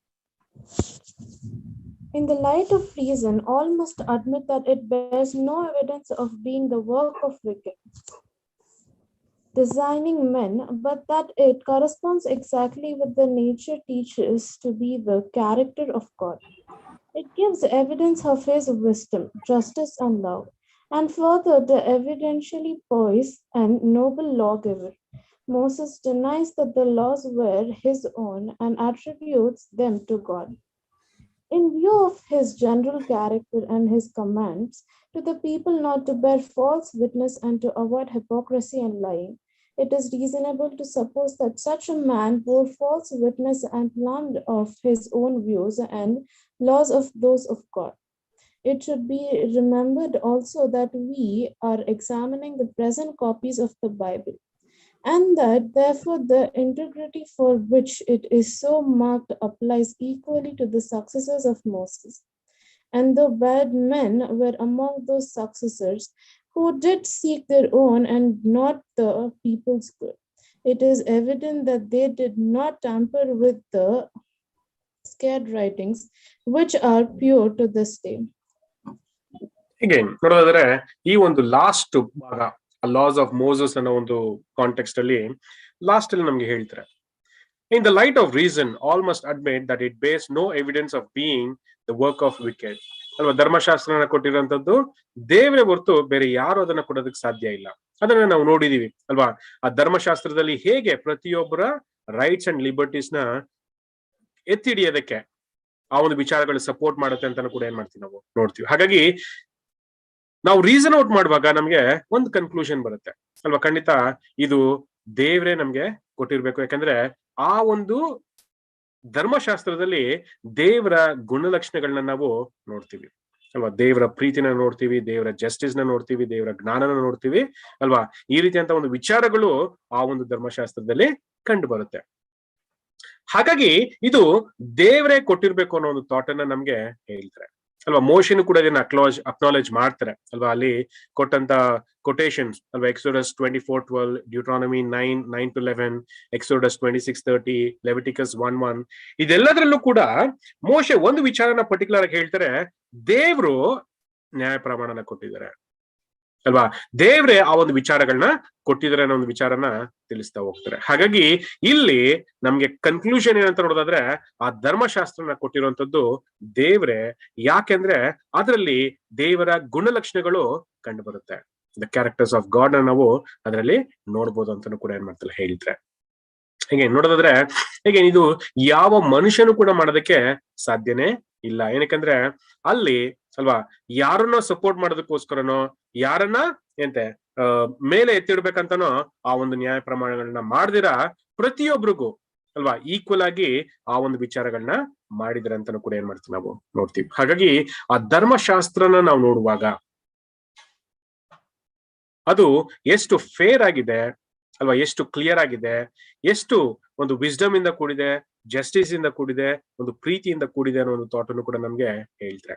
ಯಾವ ಒಬ್ಬ ಕೆಟ್ಟ ವ್ಯಕ್ತಿ, ಕೆಟ್ಟ ಮನುಷ್ಯ ಇದನ್ನ ಮಾಡೋದಕ್ಕೆ ಸಾಧ್ಯನೇ ಇಲ್ಲ ಅನ್ನೋ ಒಂದು ಮಾತನ್ನು ಕೂಡ ನಮ್ಗೆ ಹೇಳ್ತಾರೆ. ಹಾಗಾಗಿ ಇದನ್ನ ಯಾರು ಕೂಡ ಟ್ಯಾಂಪರ್ ಮಾಡಬಾರ್ದು, ಅಲ್ವಾ, ಅದನ್ನ ಹಾಗೆ ಸೀಕ್ರೆಟ್ ಆಗಿ ಇಟ್ಕೋಬೇಕು ಅನ್ನೋ ಒಂದು ಥಾಟ್ ಅನ್ನು ಕೂಡ ನಮ್ಗೆ ತಿಳಿಸ್ತಾರೆ. ಹಾಗೆ ಇದನ್ನ ಆವಾಗ್ಲಿಂದ ಇಲ್ಲಿವರೆಗೂ ಕಾಪಾಡ್ಕೊಂಡು ಬಂದಿದ್ದಾರೆ. ಅಲ್ಲಿ ನೋಡೋದಾದ್ರೆ ದೇವರ ಅದನ್ನ ನಡೆಸಿರೋದಕ್ಕೋಸ್ಕರನೇ ಅಲ್ವಾ ಅದನ್ನ ಸಂರಕ್ಷಣೆ ಕೂಡ ಮಾಡಿದರೆ ಅಂತ ಕೂಡ ಏನ್ ಮಾಡ್ತೀವಿ ನಾವು ನೋಡ್ತೀವಿ. ಏನ್ ಇಷ್ಟು ವಿಚಾರಗಳನ್ನ ನಾವು ಈ ಒಂದು ಕಾಂಟೆಕ್ಸ್ಟ್ ಅಲ್ಲಿ ನೋಡ್ತೀವಿ ಅಲ್ವಾ.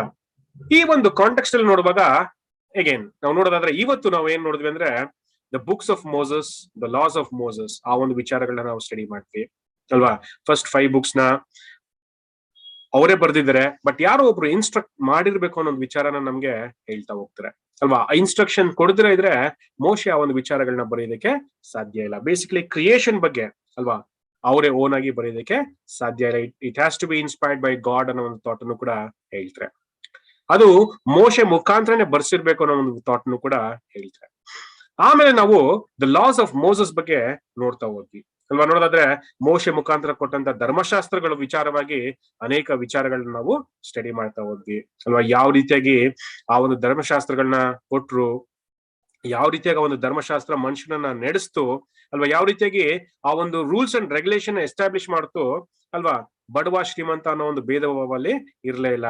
ಮುಖ್ಯವಾಗಿ ನೋಡೋದಾದ್ರೆ ಒಬ್ಬ ಫಾರಿನರ್ ಆಗ್ಲಿ, ಒಂದು ವಿಡೋ ಆಗ್ಲಿ, ಒಂದು ಆರ್ಫನ್ ಆಗ್ಲಿ, ಒಂದು ಸರ್ವೆಂಟ್ ಆಗ್ಲಿ, ಮಾತಾಡ್ದಿರಂತ ಪ್ರಾಣಿಗಳಾಗ್ಲಿ, ಅವೆಲ್ಲವನ್ನೂ ಕೂಡ ಅಲ್ವಾ ಅದಕ್ಕೆ ಬೇಕಾದಂತ ಲಿಬರ್ಟಿ ಅಂಡ್ ರೈಟ್ಸ್ ನ ಕೊಡುವಂತದ್ದೇ ಆ ಧರ್ಮಶಾಸ್ತ್ರದ ಉದ್ದೇಶ ಆಗಿತ್ತು. ಹಾಗಾಗಿ ಈ ಧರ್ಮಶಾಸ್ತ್ರನ ಯಾವುದೇ ವ್ಯಕ್ತಿ ಮಾಡೋದಕ್ಕೆ ಸಾಧ್ಯ ಇಲ್ಲ, ಅದು ದೇವರೇ ಮಾಡಿರ್ಬೇಕು ಅನ್ನೋ ಥಾಟ್ ಅನ್ನ ಹೇಳ್ತಾರೆ.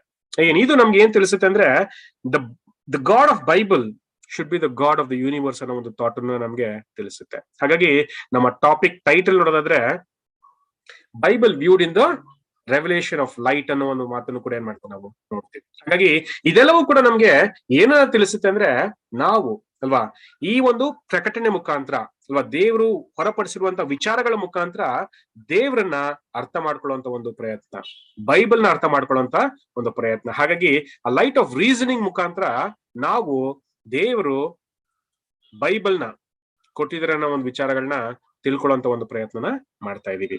ಅಗೇನ್ ಇವತ್ತಿಗೆ ಈ ಒಂದು ಪಾಠ ಮೇಲ್ಗೆ ಮುಗಿಸೋಣ. ಯಾರಿಗಾದ್ರೂ ಏನಾದ್ರು ಡೌಟ್ಸ್, ಪ್ರಶ್ನೆಗಳು, ಕ್ವೆಶನ್ಸ್ ಏನಾದ್ರು ಇದೆಯಾ? Brother, we were discussing about the government of Israel, brother. Can it be called democracy inside theocracy? No, brother. Again, the reason being, the instruction was given by God. Again, how the instruction was given by God is through the commandments, through the laws. So God gave those laws to Moses. In turn, Moses passed those laws to the priestly class, and that was then later on passed on to the people, and that's how the entire government was established. So in other way we can say that it was led by God in a democratic way, but the actual government is theocracy. We cannot call it as democracy. Okay, brother. Again, if at all, if priests had their own wish to conduct things, then it would be democracy. But priests were only instructed to follow the instructions provided by God. So ultimately that is theocracy. Okay, brother. ಏನ್ brother ಕೇಳಿದಂತ ಒಂದು ಪ್ರಶ್ನೆ ಏನಂದ್ರೆ, ಈಗ ಇಸ್ರಾಯೇಲ್ ನಡೆಸ್ತಿದಂತದ್ದು ಥಿಯೋಕ್ರಸಿನ ಅಥವಾ ಡೆಮೋಕ್ರಸಿನ ಅನ್ನೋ ತರ. ಏನ್ ಡೆಮೋಕ್ರಸಿಗೂ ಥಿಯೋಕ್ರಸಿಗೂ ತುಂಬಾ ಸ್ವಲ್ಪ ವ್ಯತ್ಯಾಸ ಇದೆ. ಡೆಮೋಕ್ರಸಿ ಅನ್ನುವಾಗ ಜನರು ಆ ಒಂದು ಕಾರ್ಯಗಳನ್ನ ಮಾಡೋಂಥದ್ದು. ಈಗ ಫಾರ್ ಎಕ್ಸಾಂಪಲ್ ಈಗ ನಾವು ಒಂದು ಲೀಡರ್ನ ಆಯ್ಕೆ ಮಾಡ್ಕೊಳ್ತೀವಿ ಅಲ್ವಾ, ಆ ಲೀಡರು ನಮ್ಮನ್ನ ನಡೆಸ್ತಾರೆ. ಹಾಗಾಗಿ ನಾವು ಆ ಮುಖಾಂತರ ನಡೆಸ್ತಾ ಇದೀವಿ. ಬಟ್ ಇಸ್ರಾಯೇಲ್ ಆ ರೀತಿಯಾಗಿ ಇತ್ತ ಅಂತ ನೋಡೋದಾದ್ರೆ ಇಲ್ಲ. ಅಲ್ಲಿ ಇಸ್ರಾಯೇಲ್ನ ನಡೆಸ್ಬೇಕಂದ್ರೆ ದೇವ್ರ ಏನ್ ಮಾಡಿದ್ರು ಅಂದ್ರೆ ಆ ಇನ್ಸ್ಟ್ರಕ್ಷನ್ ದೇವ್ರು ಕೊಟ್ರು, ಆ ಇನ್ಸ್ಟ್ರಕ್ಷನ್ ಜನ ಫಾಲೋ ಮಾಡ್ತಾ ಇದ್ರು. ಅದೇ ವ್ಯತ್ಯಾಸ. ಹಾಗಾಗಿ ಅಲ್ಲಿದ್ದಂತ ಒಂದು ಗವರ್ಮೆಂಟ್ ಥಿಯೋಕ್ರಸಿ ಅಂತ ಕೂಡ ಏನ್ ಮಾಡ್ತಾರೆ ಹೇಳ್ತಾರೆ. That was a good question brother, nice one. ಬೇರೆ ಏನಾದ್ರು ಪ್ರಶ್ನೆಗಳಿದೆಯಾ? ಹೇಗೆ ನಿಮ್ ವ್ಯೂಸ್ ಕೂಡ ಇದ್ರೆ ನೀವು ಪ್ರೆಸೆಂಟ್ ಮಾಡಬಹುದು. ಕೆಲವೊಂದು ಥಾಟ್ಸ್ ಚೆನ್ನಾಗಿ ಅನಿಸ್ತು ಅನ್ನೋ ಒಂದು ವಿಚಾರಗಳನ್ನು ಕೂಡ ನೀವು ಶೇರ್ ಮಾಡ್ಕೋಬಹುದು. ಪ್ರಶ್ನೆಗಳಿದೆಯಾ ಇನ್ ಪರ್ಟಿಕ್ಯುಲರ್ ಆಗಿ?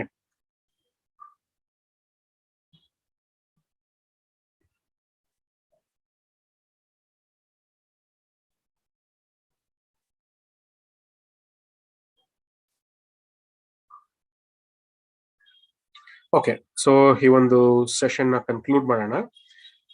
Concluding prayer. Moses brother online ಇದ್ದೀರಾ? ಹಾ ಬ್ರದರ್, ಇದೀನಿ ಬ್ರದರ್. ಹೌದಾ? ಸೊ ಕನ್ಕ್ಲೂಡಿಂಗ್ ಪ್ರೇಯರ್ ಮಾಡ್ತೀರಾ ಬ್ರದರ್? ಹಾ ಸರಿ ಬ್ರದರ್. Thank you brother. ஜெபம் செய்வோம். அன்பும்